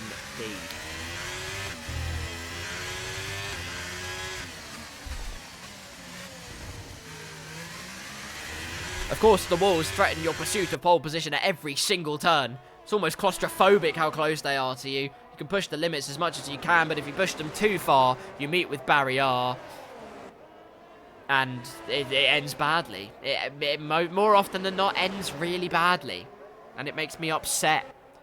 Luckily, it's not ended badly for anyone so far, which is great news indeed. Let's see who's setting a lap. The answer is it's Magico. Space Ghost peeled into the pits at the end of his lap.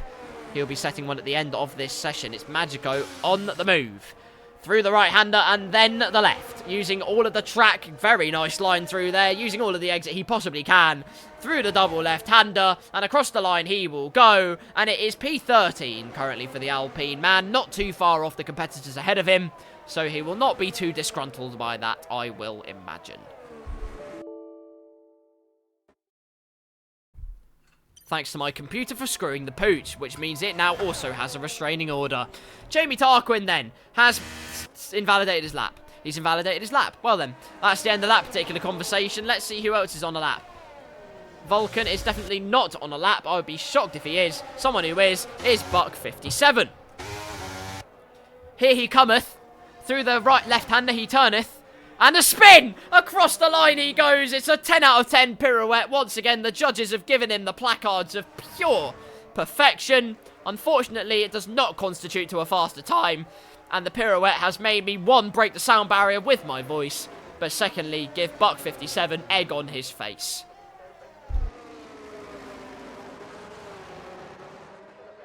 Dirk, meanwhile, into the 139s with a 1 minute 39.9. Here was Daniel Gilligan. I've missed him somehow. My keyboard's going mad. Here he is, using all of the exit and then some, almost kissing the barrier on the way out, pinching the car in. First apex hit, don't have to hit the second one across the line. Goes ahead of Dirk into P10. On the fringes of the top 10, but it's the top 10 nonetheless for the Red Bull driver. Jamie Tarquin, meanwhile, just re-gearing himself here. You take a knock of your confidence just that little bit when you invalidate a lap time. Because it's that one corner that you can't get wrong again. That one exit you can't extend as much as you thought you could. It's just little things like that that can make or break your qualifying session. Through the left-hander he goes, though. He does go for it again. Let's ride on board with the Haas driver, then. Into turn number 1. Hopefully not setting the track red, which is bad. Pinching turn 1's apex, and this time no red to speak of at all. Great stuff there, using the exit, but not too much, and comfortably keeps it together. Into the right-hander now, using the exit a tiny bit, kissing the curb, and then using the exit, planting the power, deploying the DRS. Down the main straight he goes then. The primary straight of this track, the main overtaking opportunity. Purple sector 1, this is where it could get interesting. Use as much of the exit as you dare, and he did use much of it as he would have dared. He might have invalidated his last lap, but he has confidence in spades a bit wide into the left-hander, but you can use that momentum, so it is not a problem. Into the left-hander he goes. Can actually cut that curb a lot if you want to, however, it's to the detriment of not having the optimal speed through the rest of the corner. Keeping it all together through this section where Marcus Ericsson span off in 2017. Apparently tried reversing down it, or tried to, but Well, he didn't, thankfully, so we don't have to talk about that particular story. Purple Sector 2. Jamie Tarquin could well be on his way to set the provisional pole time. The track grip is getting more and more sticky all the time. A bit of a slide out of the left-hander, but the car simply slides its way in. The front pinches in beautifully, and this could be an astronomically quick lap for the Haas driver. Bringing it from downtown America. Here's Jamie Tarquin in the Haas car, using all of the exit he can. A great last set of corners through the double left-hander. Use as much of the curb as you dare. And the first man not into the 136s because it's a 137.7. I would have thought it would have been a provisional pole time based on those purple 2 sectors. That is not the line you want to take through turns 1 and 2. Take notes, everyone. But I thought the timing screen was surely going to be set ablaze there. Incredible. That has really subverted my expectation. We now wait for the battle for pole position to be settled surely between these two once again. Thanasi and Timalele. The two that will surely go head-to-head, biding their time before they head out of the pit lane for their final lap in this qualifying session.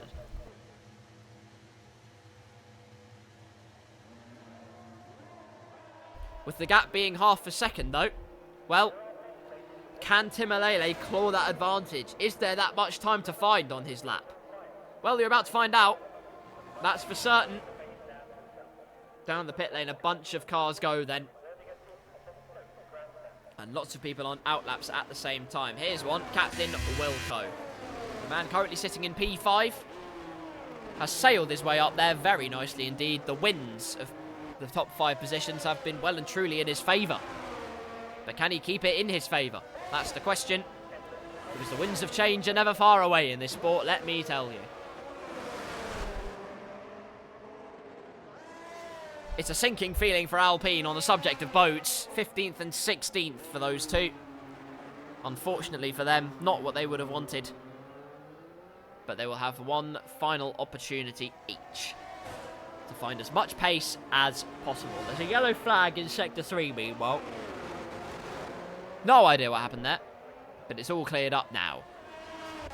Jamie Tarquin peels into the pits. That is surely his qualifying session done and dusted. A man that is on the move is the AlphaTauri of Maximus. Starts his final flying lap of this qualifying session, as does the Alfa Romeo behind him, I am sure, and many others besides. Just over a minute to go in his qualifying session then. The battle for pole is not settled just yet. And neither is the battle for everywhere else, for that matter.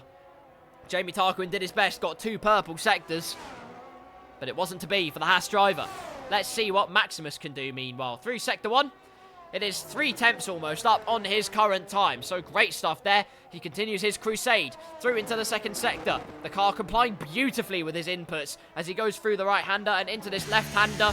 Does pinch the apex and keep it all together. Lots of power and pedal to the metal stuff on the way out. Through the left-hander, keeps it together, using the momentum as much as he can. Under the bridge we go. The soft tyres do generally comply under the traction. We just want to be careful. You put just a bit too much steering input, as through goes Doug into P7. Great stuff from him. Through goes Buck 57 meanwhile, I believe, to start his final qualifying lap of the day. Maximus meanwhile will be the first one, I have no doubt, to set a qualifying time, the final ones of the session. That was very, very close to the barrier indeed. My goodness. It is session over for Jamie Tarquin, Daniel Gilligan and Vulcan. It's now up to everybody else to see what they can do. Thanasi's retired meanwhile. What on earth?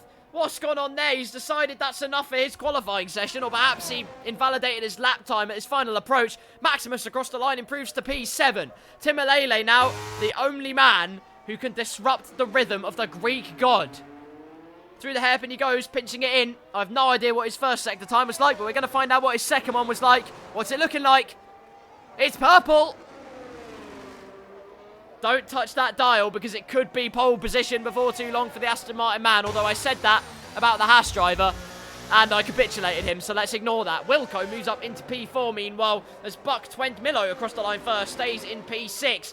The Alpine of Magico will cross the line next, and it is P13. Moves up. Great stuff from him. And then across the line is the McLaren of Buck 20. No, into the pit lane. He peels. That is the end of his qualifying. The Alfa Romeo of Big Sam across the line stays P15. Timalele with a 1 minute 36.8. The first driver to break into that threshold is Stark. Moves into P3. And his final opportunity, his last gasp breath, yields fantastic results. P3 for the Ferrari man. Buck 57, the only man who can thwart anyone's hopes. The answer is his lap was not good enough and he stays P11. Well then, a hectic end to this sensational Singapore slobber knocker. Quite frankly, it ends with Timalele taking his second pole of the day, or should I say night, as we are in Singapore. 0.2 of a second, just under, is the gap between himself and his closest challenger, Thanasi. Hopefully those two won't come to a frosty start here at the Singapore circuit. Stark claims P3 at the death from Jamie Tarquin on the second row. Captain Wilco and Buck 20 make up the third row. Then it's Milo and Maximus 7th and 8th. J-Lane 9th. Durkin 10th.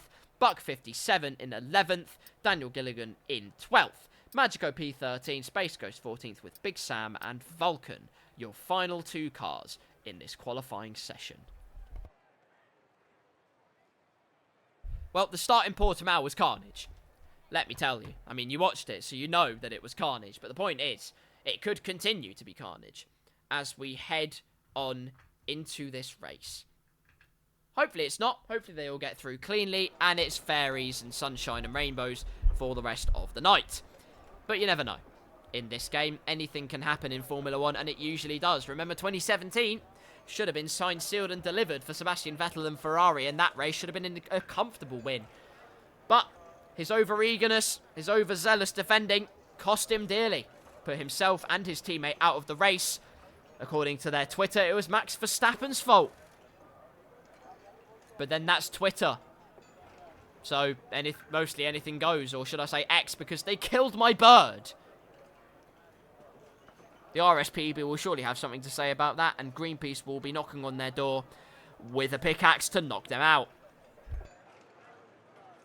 And by them, I mean Elon Musk. Waiting in the pit lane then, for a race that has in equal parts been controversial and in equal parts sent crowds into raptures. Singapore has provided many a special moment, but also a cynical moment at many a time.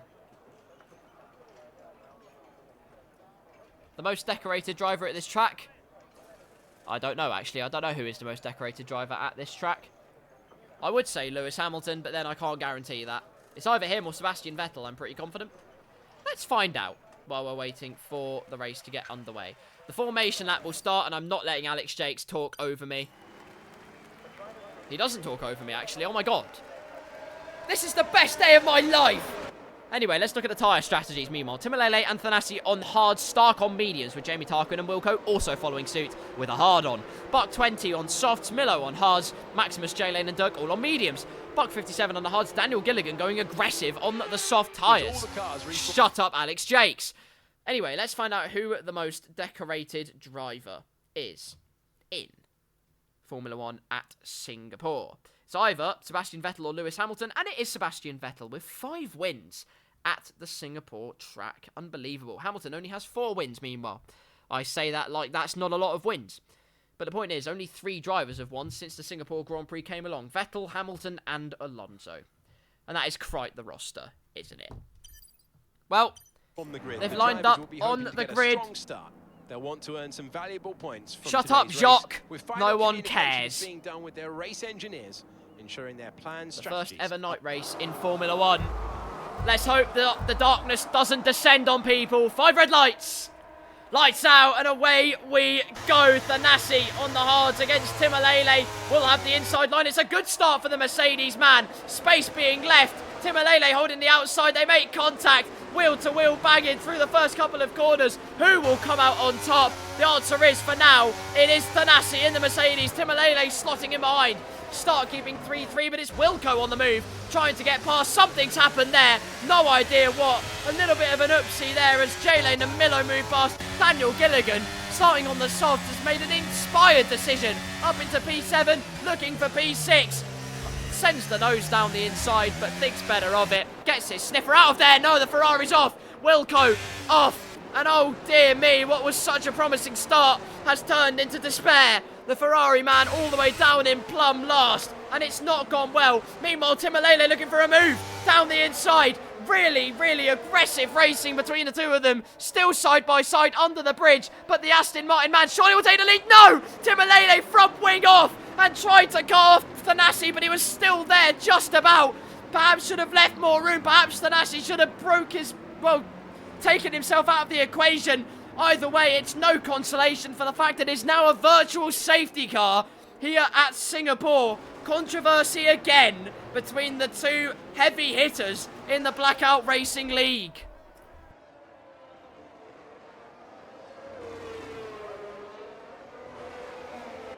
Well, I told them to try and keep it clean, and look what's happened. They didn't, is the short answer. What can you do? As always, stewards of the viewing party here on Twitch, feel free to voice your opinions as to what you thought that incident was looking like. Virtual safety car then is out. Here in Singapore, controversy running rife once again. Timolele and Thanasi make contact as the virtual safety car now ends, and Jamie Tarquin is going for the move into turn one. Opportunistic move, and gets the move done. Great stuff from the Haas driver, and now he can try and set his sights on Thanasi up ahead. Loads of people into the pits though. J-Lane being one of them, front wing for him. Milo in the pit lane. Big Sam as well in the pits for a front wing. Timolele in for a front wing. It's just absolute chaos. Front wings everywhere.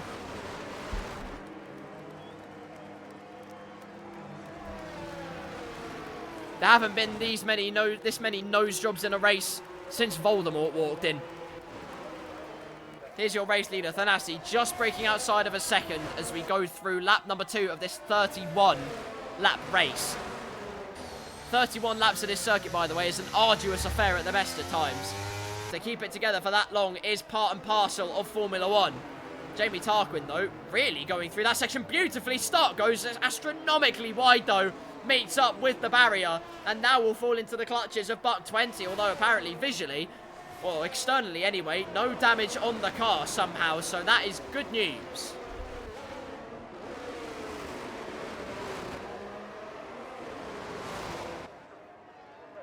Let's see if we can have a battle for the lead then. Jamie Tarquin, do me a solid please, try and keep up with Thanasi. I say try because Thanasi is very, very quick, but I know that you are quick as well, so hopefully you'll do me a solid on that front. Here's the situ then. Let's see what everyone else went on who has pitched so far. Milo on mediums, J-Lane on hards. I've turned my caps lock on, that doesn't really help. Daniel Gilligan on mediums, Big Sam on mediums, Timolele setting purple middle sectors, but it's no consolation. He is also on mediums, but down in P15. Not the start he would have wanted at all, neither for Captain Wilco, who also had an absolutely shambolic start to this race. Thanasi, meanwhile, just beginning to stretch his advantage out front. 1.7 seconds now, the gap, as things begin to stabilise and the Buck 57 train begins to be boarded. Milo is in again, though. What on earth is going on? Another front wing for the McLaren man. It's not gone his way at all, and he's gone transparent. And I feared that could only have meant one thing. Perhaps it does only mean one thing. And if it does mean that thing, I don't blame him, because this is just it's a grueling task to do a 50% race at Singapore at the best of times. I personally wouldn't do it. That's why I'm screaming down the microphone. The gap increases out front then. 2.5 seconds between Thanasi and Jamie Tarquin. I was going to say there could be potential variation in the strategies out here today.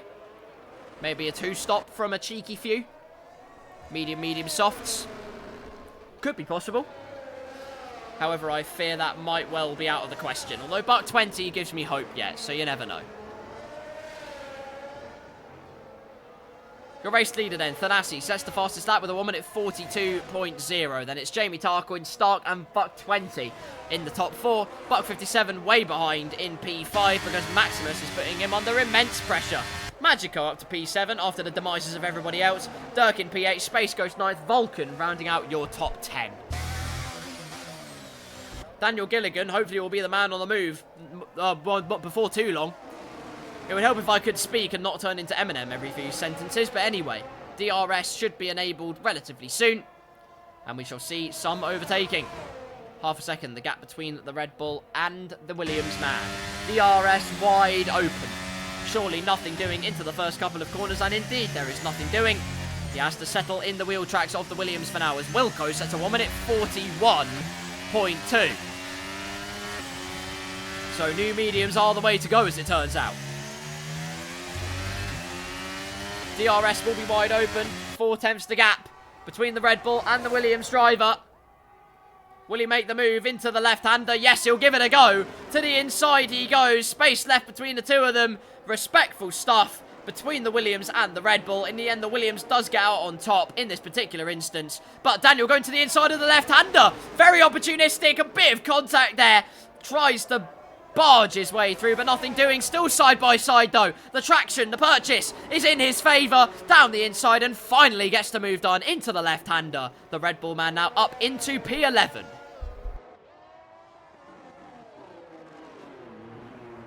So then, the Red Bulls and co making moves behind. Timalele now back up into P13 after overtaking Big Sam.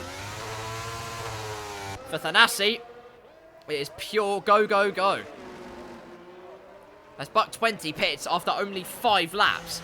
So surely it can't be another front wing. I mean, they've used so many of them already. The answer is no, thankfully it is not. Hard tyres already being strapped on to the McLaren. Very interesting strategy indeed. I surely would have thought he'd gone medium, but apparently not. The McLaren man will exit the pit lane comfortably in P10. Very comfortably, might I add. So that's great news for him. Meanwhile, there's a yellow flag. Something's happened. Maximus has had an oopsie. He manages to get the car pirouetted back round, but he's going to be under pressure from Vulcan before not too long.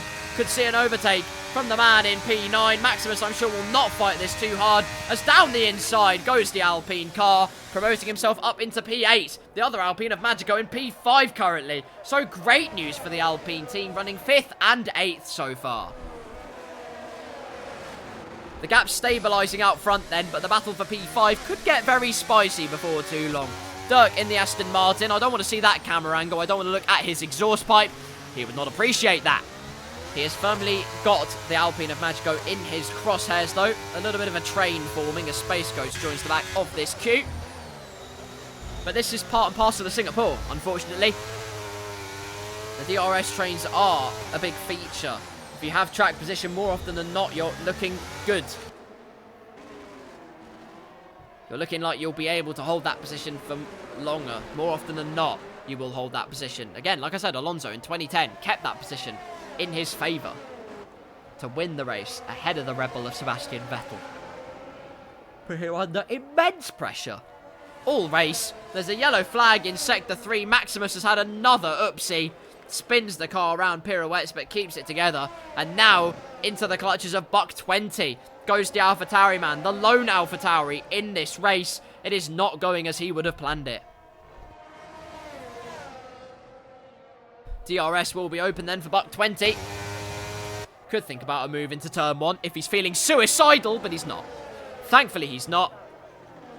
He chooses life and not a new front wang.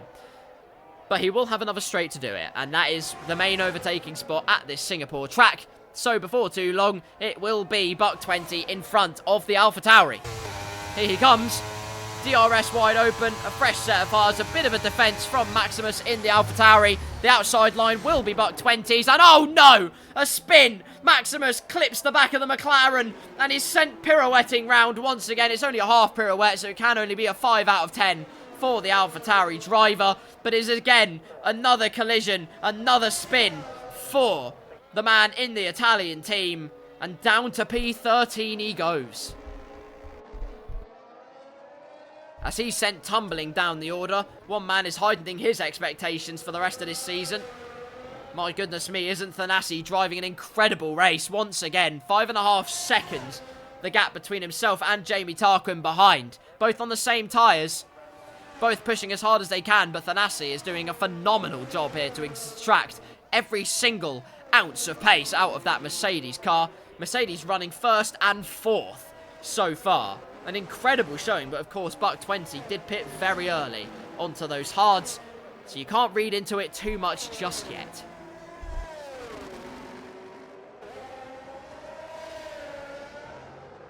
Nothing much happening then as we enter lap number 7 of the Singapore Grand Prix. Daniel Gilligan is holding down P10, but for how much longer? Because look who's behind. Some snappy sharks. J-Lane smells blood in the water. Timalele smells a whole bag of it. DRS wide open on the Williams car. We'll think about a move into turn 1. Does go for a move into turn 1, but there's a yellow flag into sector 1. We'll surely have to give away the position briefly. Has the inside again. A bit of wheel banging between the Aston Martin and the Williams car. Allows the Red Bull to escape that little bit.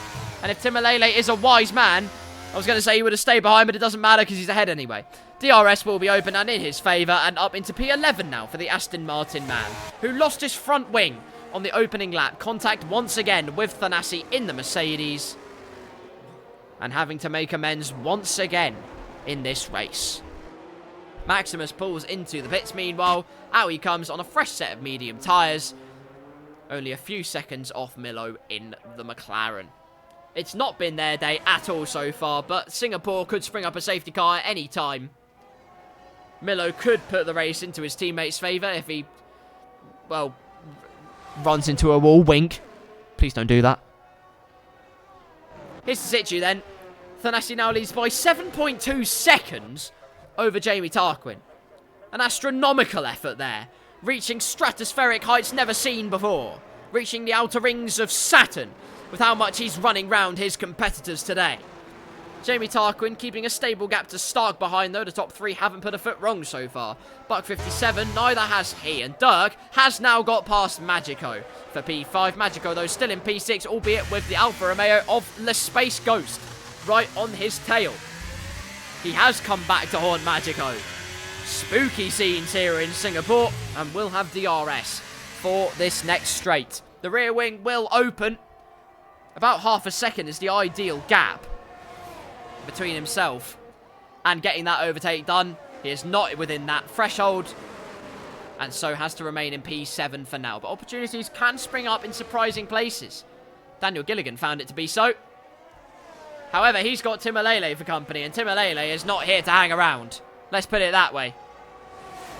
DRS wide open. Daniel defends very robustly to the inside. And to the outside goes Timalele, just managing to get round. Hardly any margin left between the two of them. Timalele has the inside for the next corner. Hardly any margin given. It was millimetric precision between the two drivers. In the end, Timalele gets the move done. Great racing between the two of them. And that, ladies and gentlemen, is how you run side by side and battle hard. Through Singapore, no! Timalele, a bit of a slide. And I can't see if there was a front wing that might have, well, come off his car. I have no idea. There's a chance it might have done. Just after I praised him for getting the move done on Daniel, I've once again cursed the driver for making a nice move. It looks like the damage is not done, and Timalele will continue his crusade up the field.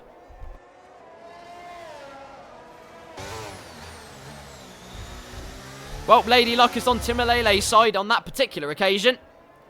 It's also on Thanasi's side. Now 10 seconds the gap between himself and his closest competitor, Jamie Tarquin. Buck 20 making decent progress. He's currently lying in P8. Timalele getting very jiggy with the walls. Daniel also with a bit of a slide there, but I feel like it's partial netcode because he hardly lost any time to Timalele. So you can't read into that too much, can you? Thanks, Codemasters. One man who will be looking for a move is this one. El Capitan, Wilco. Swashbuckling his way up the order. Holding skipper up ahead, Vulcan. Trying to make him walk the plank. Great traction out of the right-hander. We'll have the outside line, but no. Chopped across very robustly by Vulcan there. Goodness me, left no room at all. But another switchback through the right-hander, and this time with DRS. It's surely academic. It's textbook. It's to the letter of the law. And Captain Wilco makes a very, very textbook manoeuvre indeed. And up into P12 for the Ferrari driver. The gap's really beginning to stabilise here in Singapore. Let's talk about more races gone by in previous times. It was at this track that actually influenced Lewis Hamilton's decision to go to Mercedes. It was in 2012, he was leading the race. Another failure in the car, another technical issue, put him out of a winning position.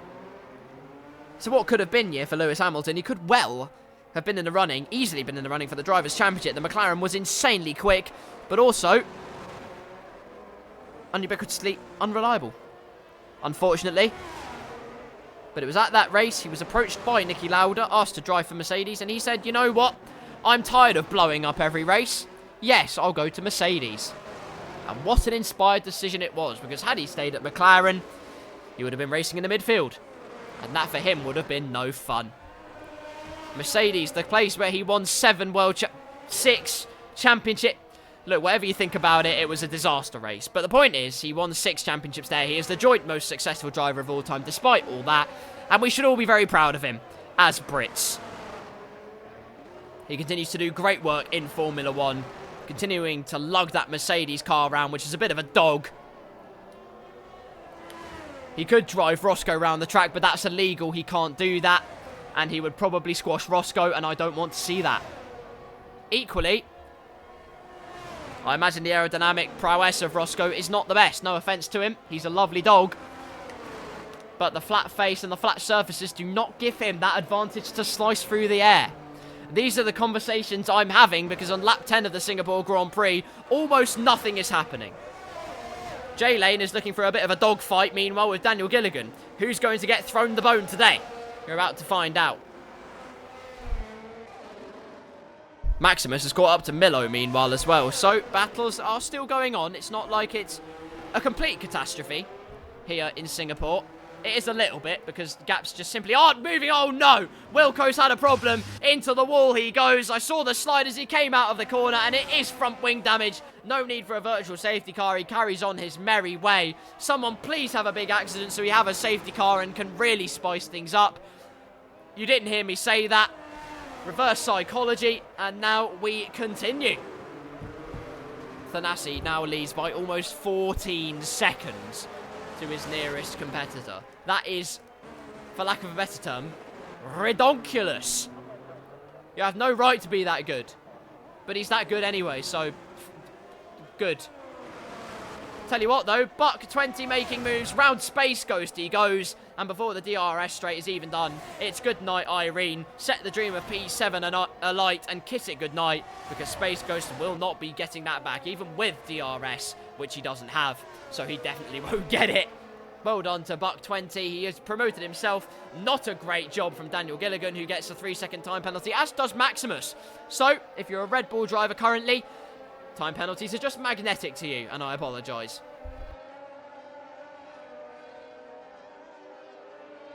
So what is to be said during this race? Well, Jay Lane is still looking for an avenue past Daniel Gilligan. Maximus, meanwhile, looking for a way past Milo in the McLaren. Both of these two, of course, are catching up to Big Sam in the Alfa Romeo. Will be looking to make his car as wide as possible. Milo does definitely not make his car as wide as possible. He knows that Maximus is going to come storming through, and up into P14 goes the AlphaTauri man. It hasn't been a fantastic race up to this point, but he has something to smile about now on lap number 12. And so, the camaraderie continues. Except I wish I had cheese and wine, mostly to drink the wine and go absolutely rat-arsed, because I have nothing to talk about in this race. Let's ride on board with Jay Lane, the man who has the potential to make the moves here at the Singapore Grand Prix. Buck 20 is up into P6 because Magico is in. But all over the diffuser of Daniel, which I'm sure Daniel doesn't appreciate, but Jay Lane is licking his lips, smacking them furiously. Through the last couple of corners he goes. And so on to lap number 13. Nope, still 12, because of course Thanassi has been on lap number 12 for ages. He's already past where the Singapore Sling once was. You all remember that set of corners? Well, if you don't, I suggest you look it up, because it was a very, very nice challenge indeed. Added a different kind of element to the Singapore track. They got rid of it in, I think it was 2013, 14, something like that. Didn't last very long, unfortunately. A corner that caught many a driver out. Here's Jay Lane, no DRS wide open. Daniel thought about defending the inside, but J-Lane comes storming through. Down the inside, just gets it stopped with a switchback from Daniel Gilligan. Gets him back past late on the brakes and actually makes it stick. A great bit of telegraphing and great bit of race car from the Red Bull man. Keeps him well in the hunt and keeps P9 in his grasp.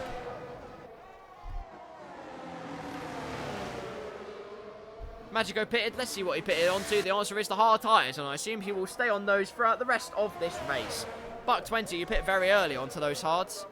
Currently in P6, chasing after Dirk in the Aston Martin. Potential, perhaps, for one final pit stop and another set of maybe either mediums or softs. Who knows? That is the question. We'll have the answers later on in the race, I have no doubt. Timolele still on the move, meanwhile, trying to catch up to Space Ghost in the Alfa Romeo.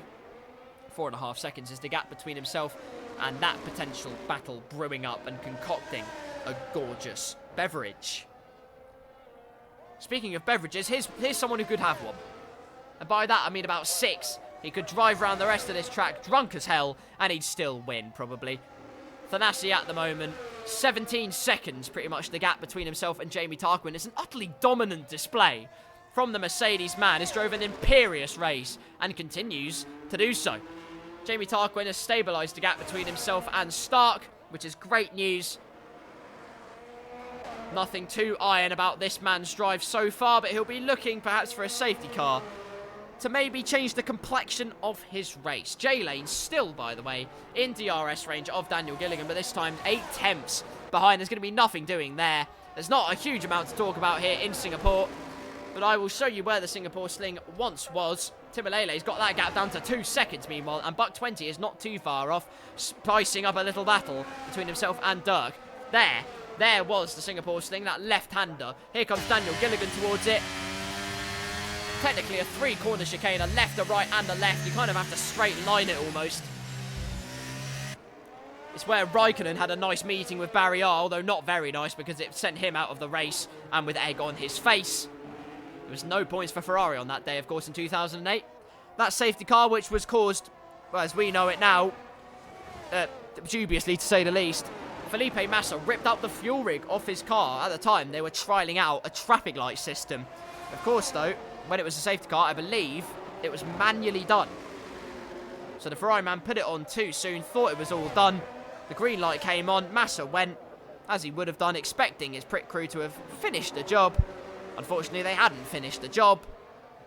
And the pit crew man was sent roly-polying like a gymnast. Except not like a gymnast, it's more like a pencil roll, really, to be honest with you. As Timolele gets past Space Ghost into turn number 1 on your minimap, J-Lane is in fact nowhere near Daniel Gilligan. Daniel's really ramped up the pace and has found his feet once again in this race. It is Buck 20 that will be on the move before too long. Half a second the gap. Let's ride on board with the McLaren man then. He is Predator. He is hunting down his prey. He's licking his lips at the potential of sending a saucy manoeuvre here. I don't know what the laws are like in Singapore to allow that kind of manoeuvre, but I'll let you figure that out. I'll let you figure that one out for yourself. The point is, he has well and truly got the Aston Martin in his crosshairs and will be firing a filthy move, I have no doubt, very, very soon indeed.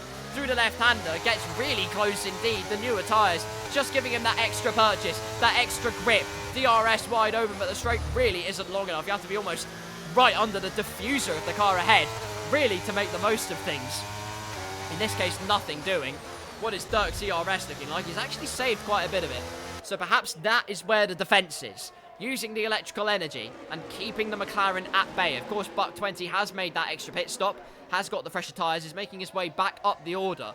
But the longer Dirk can keep this up for, the longer that 1, he keeps him behind and therefore improves his chance of claiming P5 at the end of this race. And 2, gets his teammate back into the fray.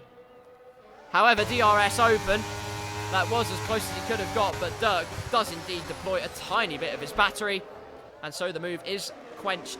Well, it's curtailed for now, should I say. But the thirst for P5 should be quenched shortly.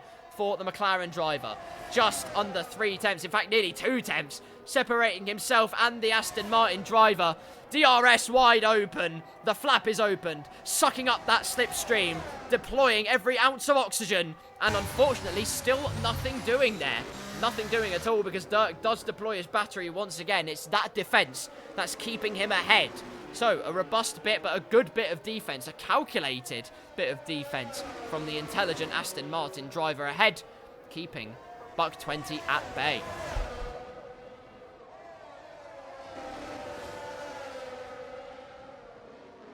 Milo, meanwhile, could be the man on the move.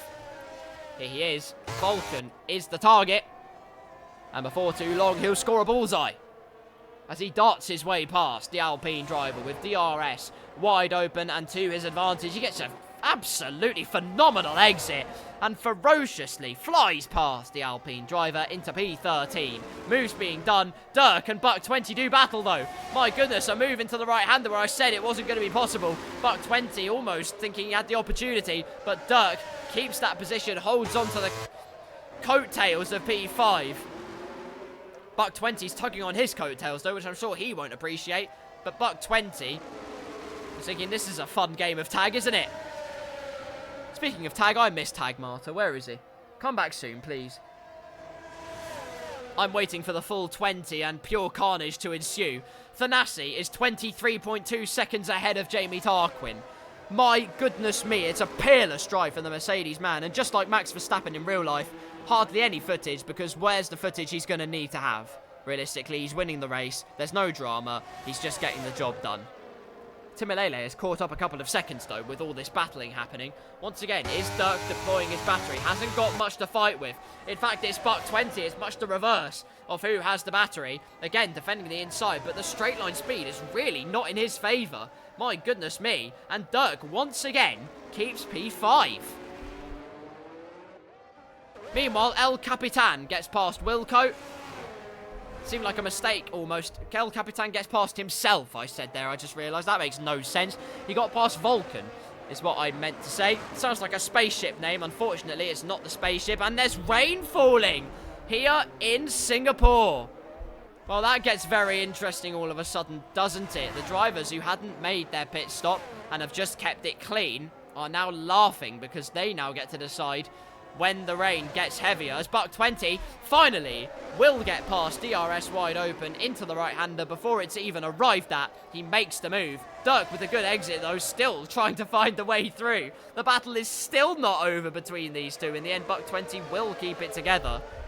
But still, firmly in the wheel tracks is Dirk in the Aston Martin. The gap now between himself and his teammate, just over 5 seconds. So Timalele has done very well to catch up. Now it's 5 seconds between himself and his teammate. Goodness.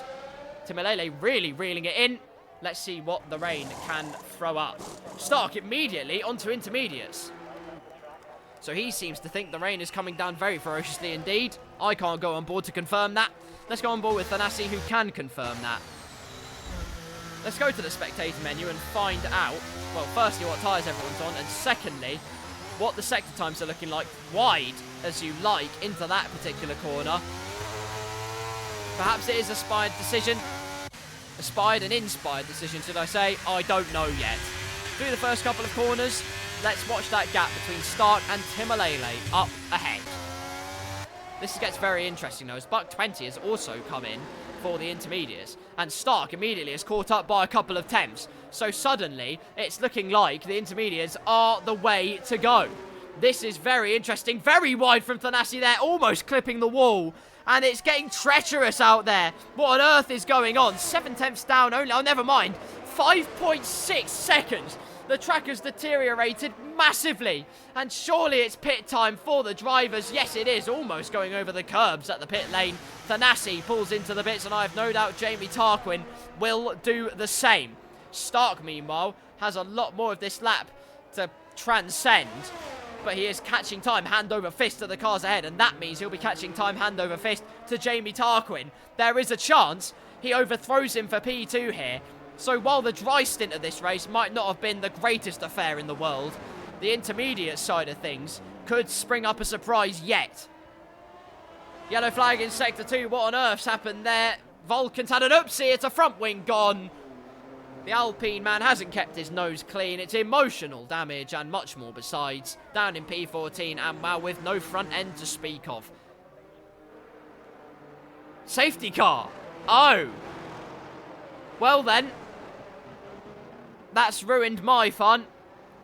As soon as I thought that there was potential for Stark to undercut Jamie Tarquin, he's been dealt a sucker punch and it will not overthrow Jamie Tarquin for P2.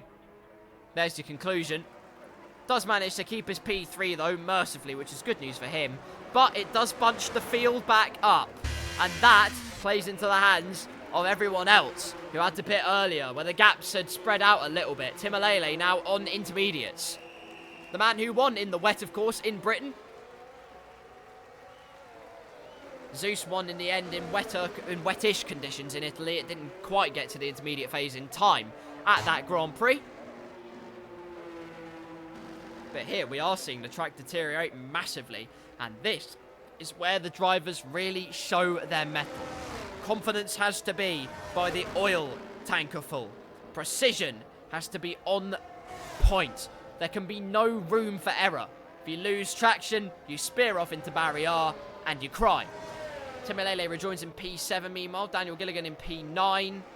Wet's going on Maximus's car. Hello. He seems to think the wet conditions are really deteriorating. Let's ride on board with him then. Or not. Didn't want to anyway. Thanks, Codemasters. Here we are. Well, we'll have to find out just what the rain does come the end of this safety car. But who knows? Maybe it is time for the wet tyres. We will just have to wait and see.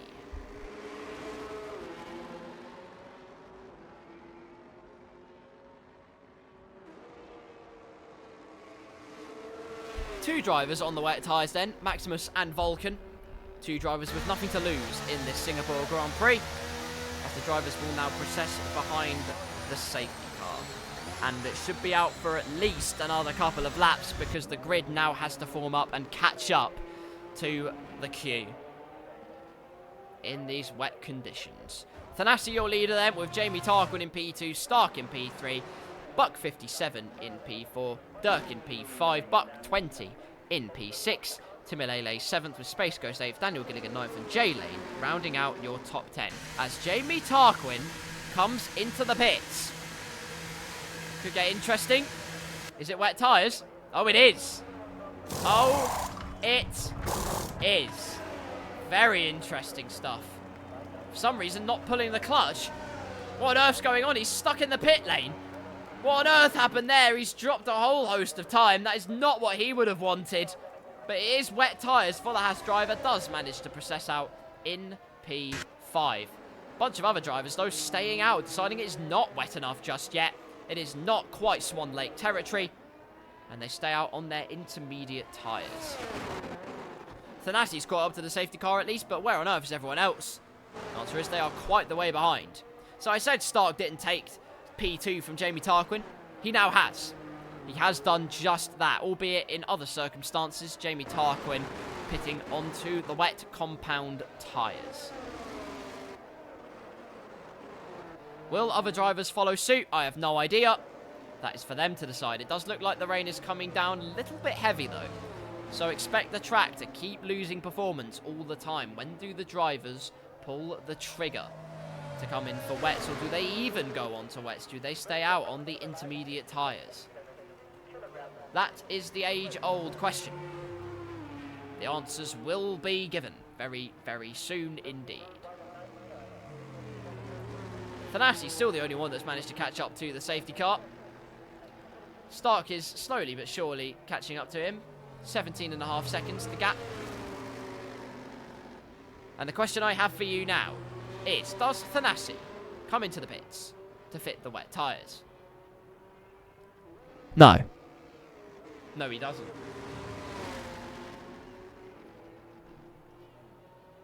While we're here and while we're behind the safety car then, firstly, welcome if you've just joined, and if you're still here, hello. Sorry I haven't talked to you much this stream. I hope you're all doing very well indeed, and I hope you're all enjoying the chaos of the Blackout Racing League. We are at the Singapore Grand Prix. It has begun to rain here, which is very interesting. Most drivers on intermediate, should I say, but some on the wets as well, choosing that contra strategy. Perhaps the track is deteriorating that quickly, but we'll have to wait and find out. We're not under green flag running conditions just yet, so we'll have to wait and see if that eventuality springs up. If so, we could have Jamie Tarquin winning a race in F1 23's Blackout Racing League. Thanassi there actually trying to let the Alfa Romeo of Big Sam through. This is how they let them unlap, because the game doesn't let them do so.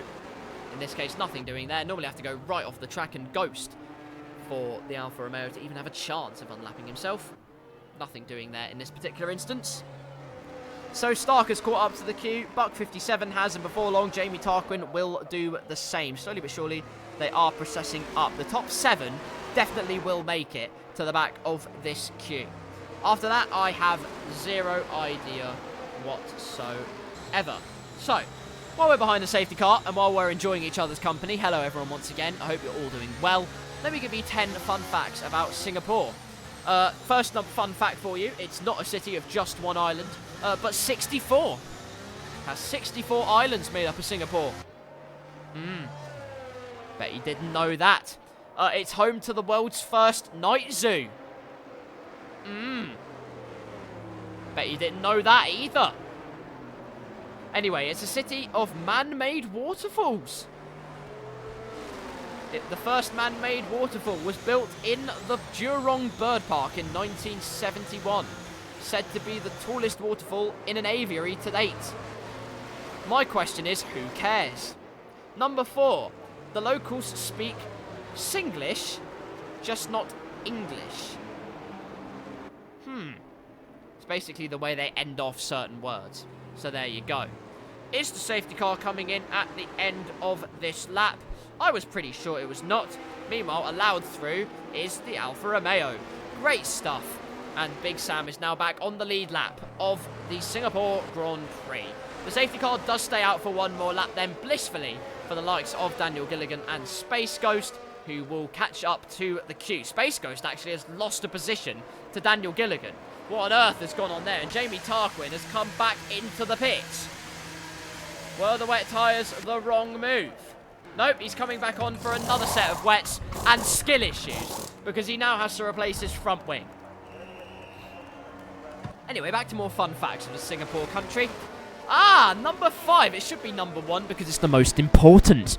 Singapore hosted the first ever Formula 1 night race, as you all will know, in 2008. And we all know what happened that race. So moving on. It is one of the world's greenest cities.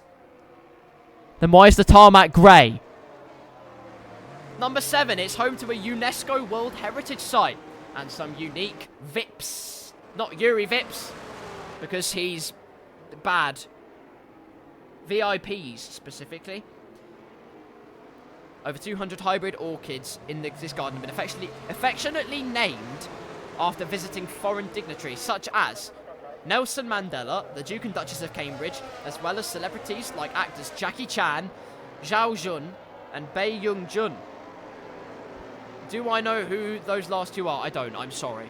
I'll research it afterwards. There are myriad neighborhoods to explore off the beaten path. Wow. There's always something to celebrate in Singapore. Always something to celebrate. They're held all year round, festivals. So that's very nice, isn't it?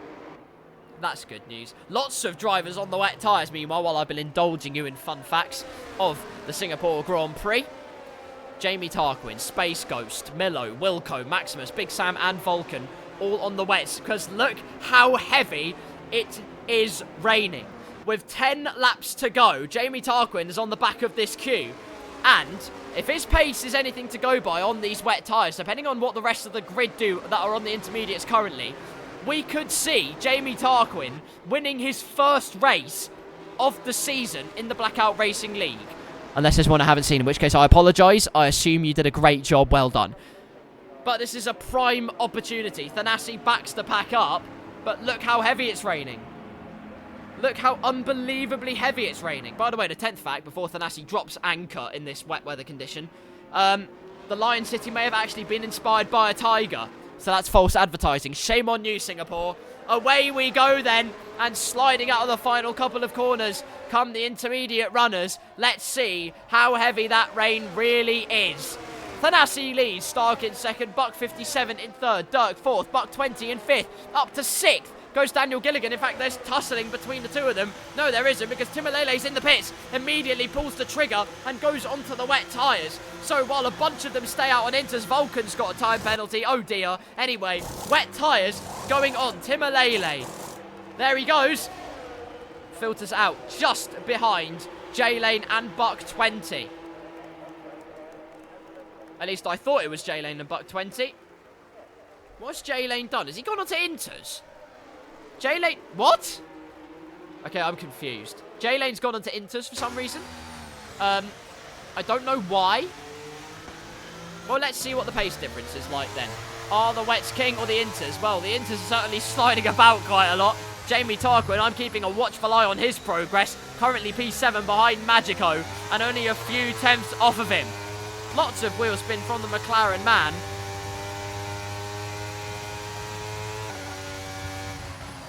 It looks like...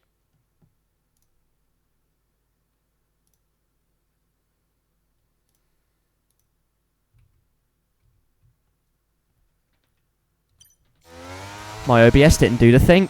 I want to jump off a bridge. Well, ladies and gentlemen, lap number 22 of the Singapore Grand Prix. I apologise. I've completely screwed it up. And I hope you can forgive me. Anyway, it got very interesting is all you need to know, as there's a yellow flag in Sector 3 as something's happened. I don't know what. I thought it was Daniel, but clearly not. What on earth's gone on there? For those of you wondering what happened, my OBS broke. It decided to not turn off the screen, even though it showed the icon of it not showing the previous screen. It was showing it anyway. So that's great, isn't it? Safety car again. I don't know what happened to cause it, but it's out again. And now, the people that were on wets have their advantage removed. As into the pits comes, well, Thanasi and Buck 57. No one else is coming in. Have you seen how heavy the rain is? Look at the downpour. Are you serious?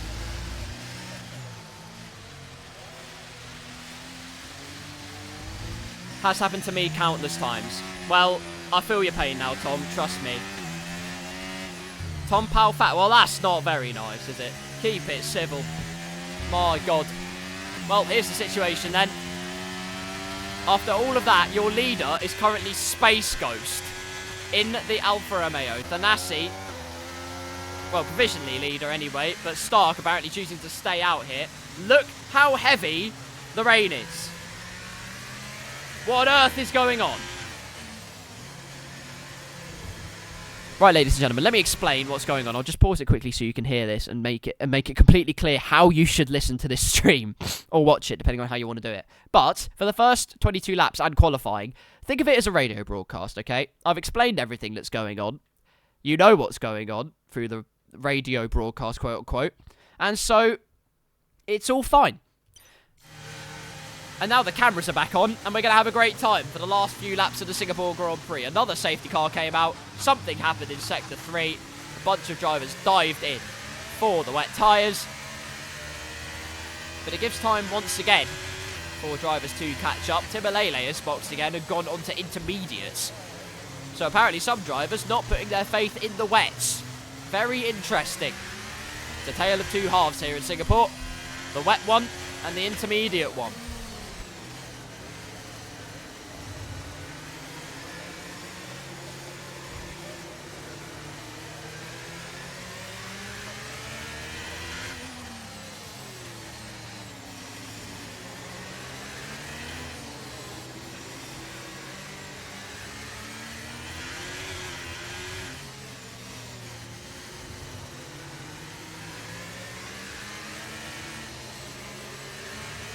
Tom picks tap water over sparkling water, says Kingsley is bad. I think most people pick tap water over sparkling water, no? Am I right in that assumption? I think they do. I've never seen it the other way round. But anyway, 4 robot faces from Edie. Hello there. One man was driving like a robot. It was this man, Thanasi, currently lying in P5 in this race. Lap number 24. We are now on at the Singapore Grand Prix. Dude's... yes, he has. Quite righteously, might I add. The majority of, well, the world's entire population says that tap water is, well, preferable to sparkling water. It's like drinking TV static. So have that on your head top. Put that in your glass and drink that one. Anyway, that's that debate sorted. We now have a mass debate, and I have to be very careful about how I say that one, about who is going to win this race. 3 drivers at the front of the field put their faith on the intermediate tyres, being Stark, Dirk and Monsieur Daniel Gilligan. 4 drivers behind them put their faith on the wet tyres, Space Ghost, Thanasi, Milo and Buck 57. By the way, Milo, who was running at the back for most of this race. I love sparkling water. Well, actually, no, the thing is, recently I kind of prefer tap water now. I'm going to be honest. I'm not going to lie. Don't get me wrong. It's still alright, but I don't know. I'm a changed man. Anyway, I'm currently sat on the sofa drinking sparkling water. Good for you, sunshine. Whatever makes you happy. That's the most important thing. Safety car is still out. And still circulating round. Jamie Tarquin in the Haas. And Big Sam trying to catch up to the back of this queue. Before we get going for green flag running once again in this race. It really depends on the situation. Oh, no. Apparently an injured Tom Powell brings them joy. Which I feel is a bit harsh, personally.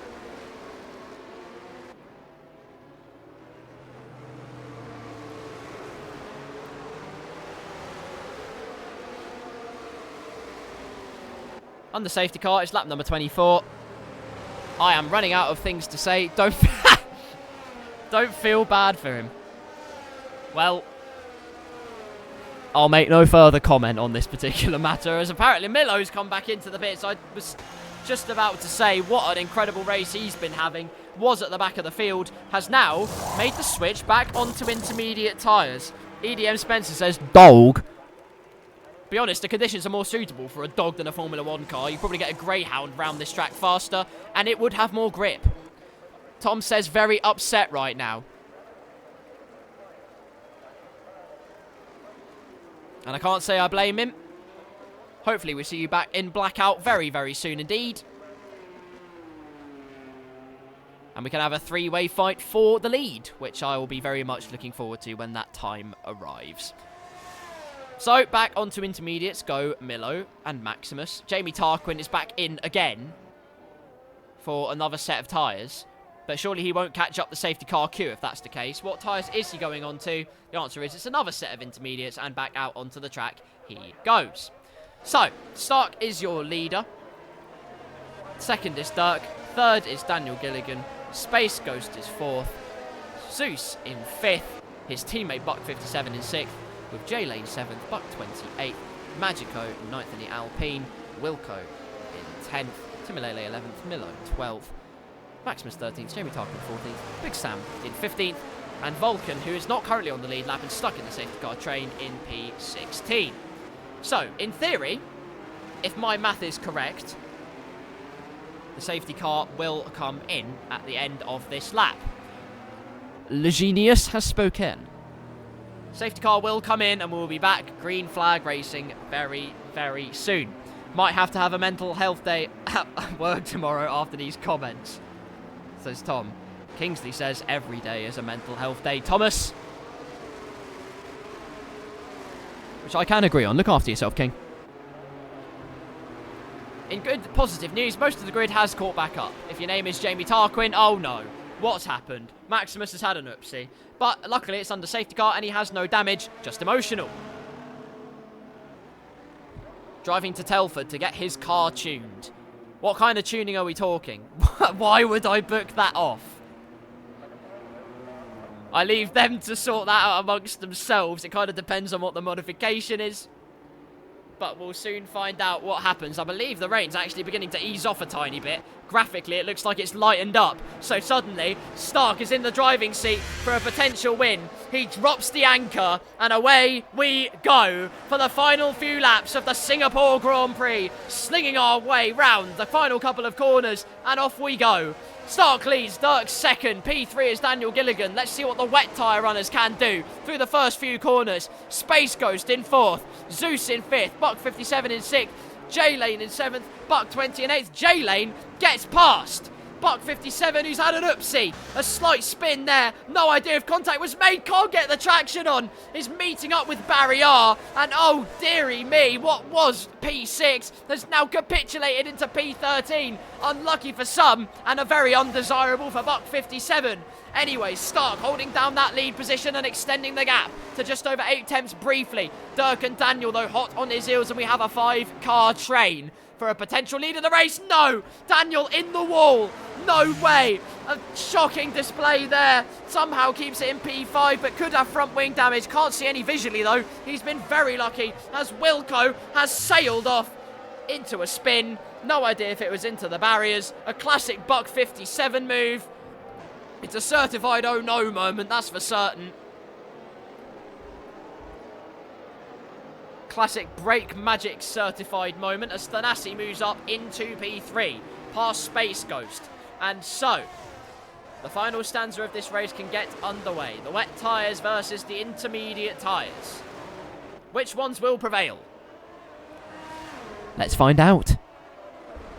Stark leads by 1.3 seconds over Dirk Thanasi, slowly chipping away at that gap. Space Ghost, though, going wheel to wheel with Daniel Gilligan as round the outside, tries to go with the Red Bull man, almost holds on to it actually, but sliced off at the exit. Space Ghost keeps himself in P4 and haunting his opposition.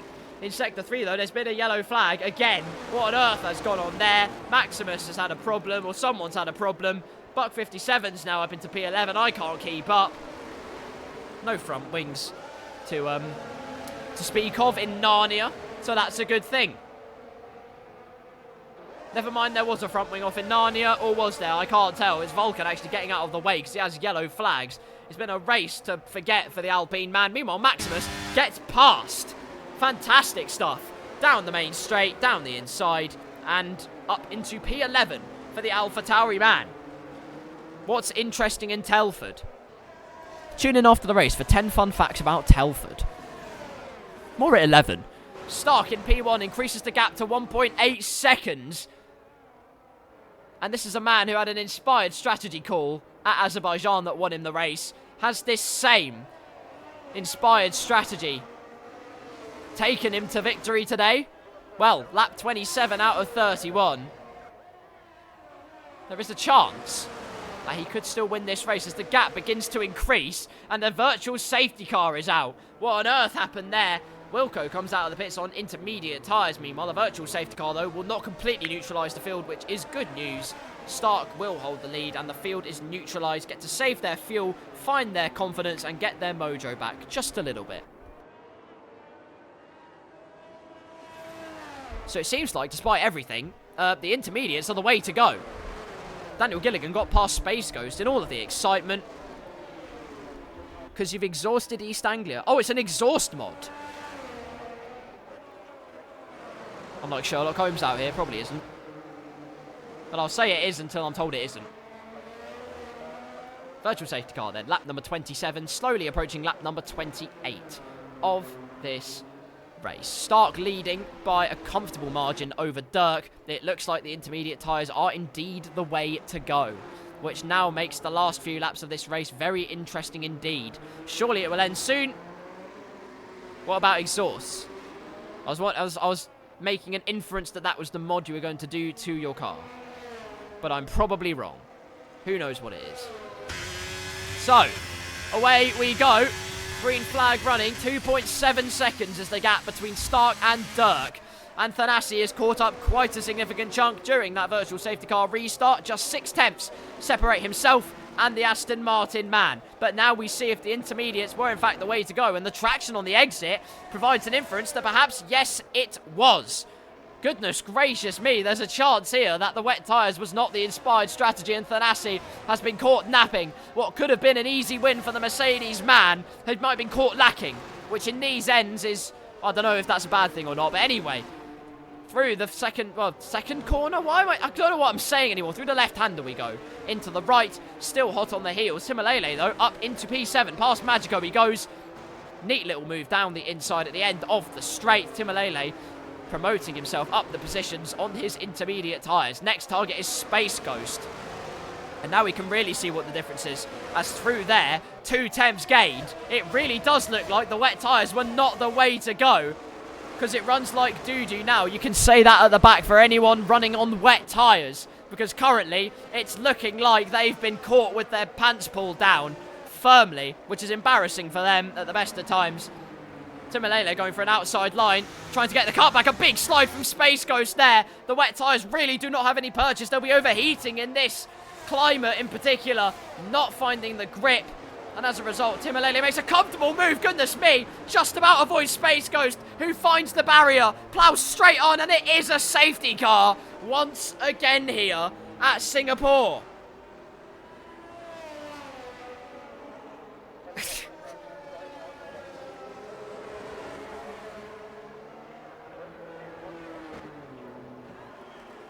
How is there another SC? I bloody wish I knew, honestly. It's the same thing again at Imola, where I thought there was only a maximum of 3 safety cars, and I believe we got 5 in the end. So that was just pure pain, realistically, but anyway. Here we are on the live broadcast of the Singapore feed. Someone's pulling into the pit lane. The answer is, it is...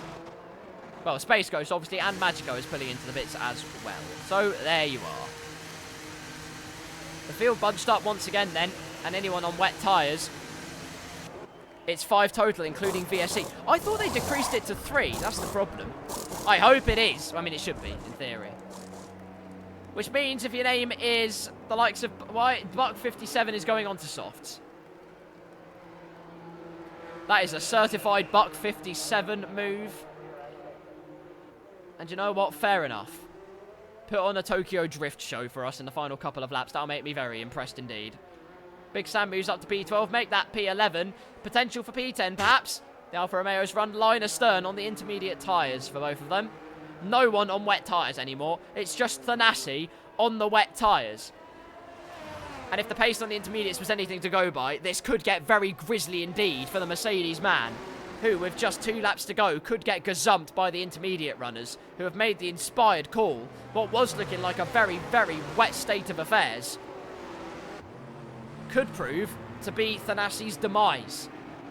The Greek god, the world on his shoulders, and he could be crumbling under his weight before too long. Safety car in this lap, and thank God it was only the 1 lap. Here for the live broadcast of the Singapore Grand Prix. If you watched the first 22 laps, or rather didn't watch them, treat them as a radio broadcast. Politely. Also, to Kingsley's previous comments, I politely decline. Just no. No thank you. I'm okay. Start controls the pace once again then, and providing he doesn't guffaw it into Narnia, it'll be a comfortable win for the Ferrari driver. He needs to keep the final 2 laps clean though. That is the crucial thing. The pack all backed up then. And so, we get ready to go green once again here at Singapore. Safety car has played its part in these races. It's done it again here. And so Stark pulls the trigger, and a fantastic restart from the Ferrari driver. Pulls the trigger and shoots out of the gate like a racehorse. Absolutely flying. 1 second the gap already. Dirk has Thanasi for company, but he has Daniel Gilligan for company. Let's ride on board with the Red Bull man and see if that intermediate tyre is the way to go. Look at the momentum he had into turn number 3, almost finding his way through. Timalele also trying to find his way past J-Lane in the Williams. A bit of a slide on the exit is not what he would have hoped for. Timalele right in the slipstream of J-Lane, firmly in his crosshairs, hugging that slipstream. Through he goes, surely. He's looking for the outside line. Brake as late as you dare. Try not to make contact. And thankfully, they keep it clean. That is beautiful racecraft from both of them. Timalele up to P5. The pole sitter continues his crusade up the field.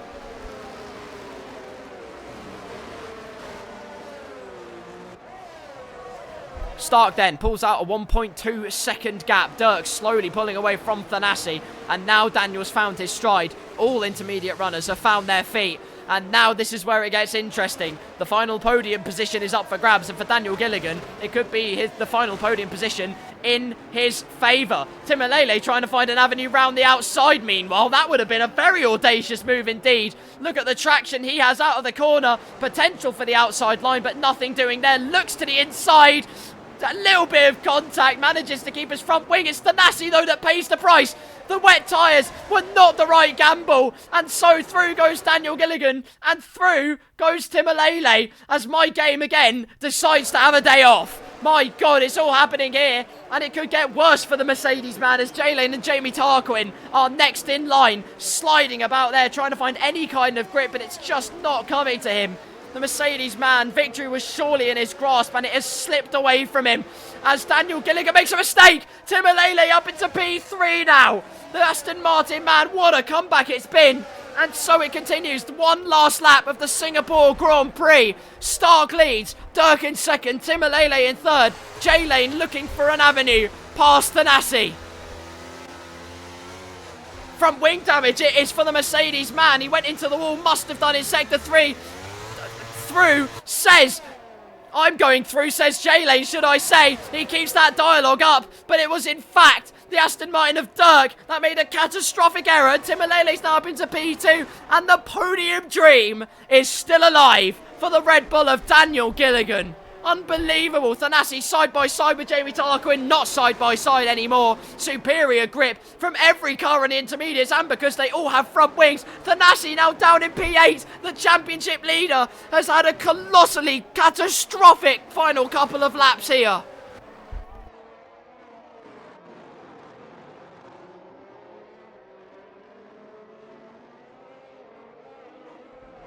Here's one man who soared above the rest as Daniel Gilligan gets a 5-second time penalty for corner cutting. That is not great news for him at all. The podium dream, which was well and truly on. Well, I don't know what the stipulations are for Jamie Tarquin. I don't know what kind of penalty he has. But hopefully Daniel keeps him at arm's length. Here's one man. That was bold. That was brave. Kept it together when others pit onto wets. He stayed out on the intermediates. Kept his teeth gritted.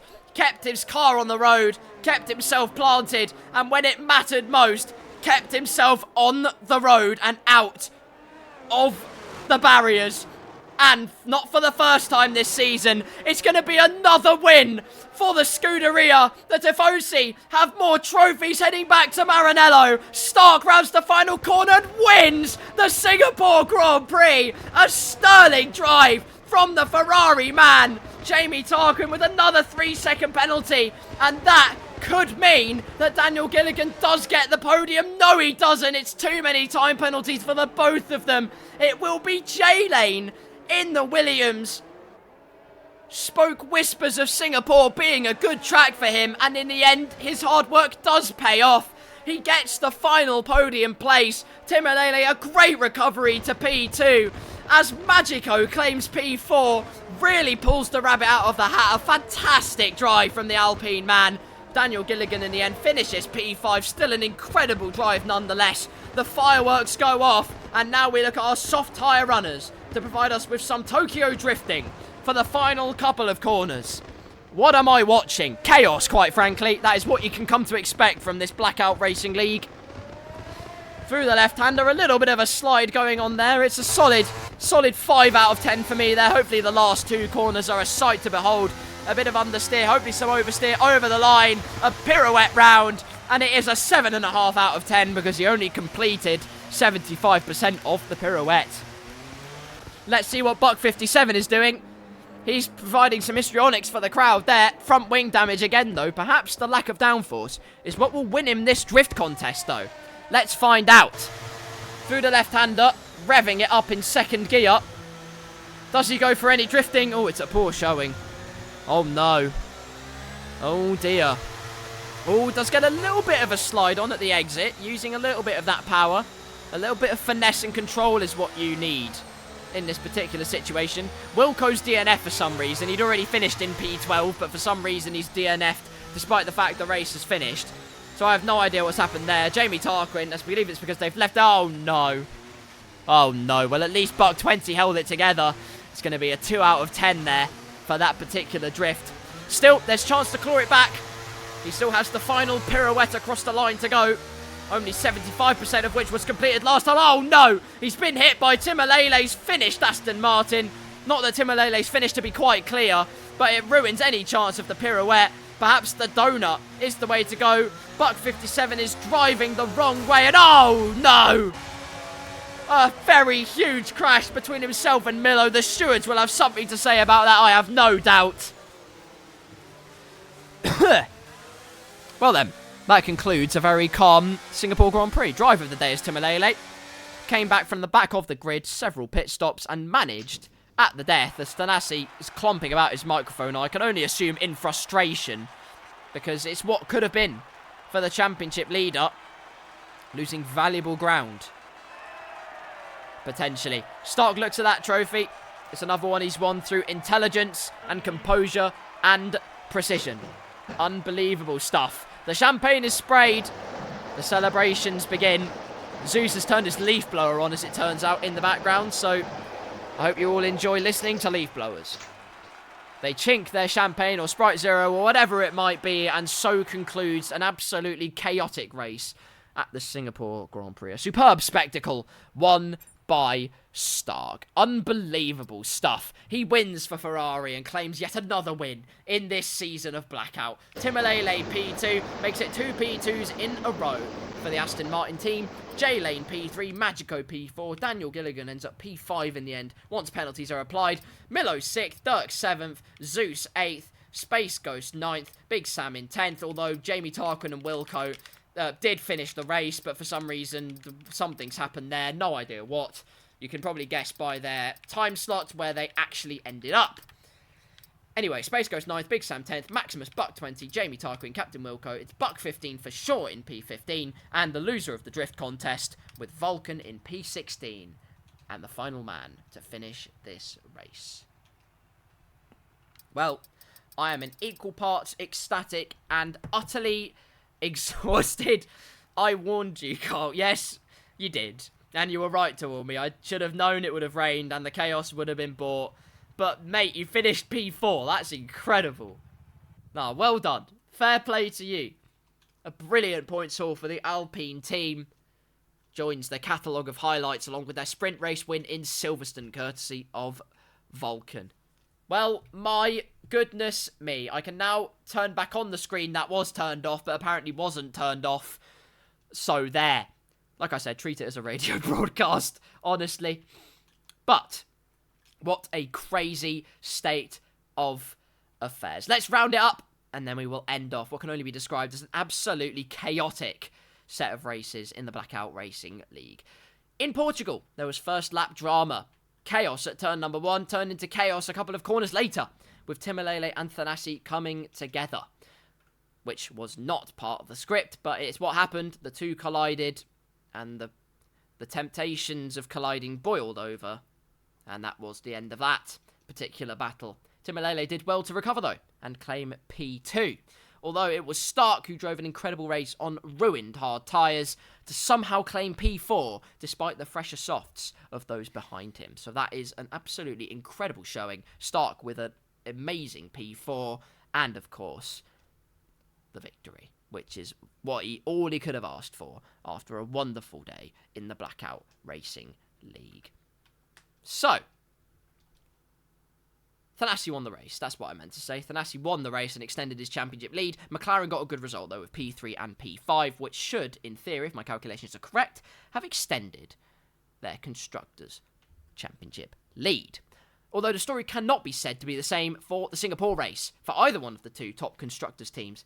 In fact, it was quite the opposite state of affairs. It was quite a nightmare for Mercedes. Thanasi, who led so much during the dry phase of the race. In the wet phase, the tyres, it was unclear as to which ones you should have put on. It looked like the wet tyres should have been the way to go, but the intermediates were the right call, and it was Stark who was brave and stuck it out on old intermediates that claimed another race win in the Blackout Racing League, another win for Ferrari, and other great results besides. Timolele, another comeback after yet more lap 1 contact with Thanasi, front wing completely demolished in this particular circumstance, but came back to finish P2 in the end. Mr. Consistency in the Aston Martin.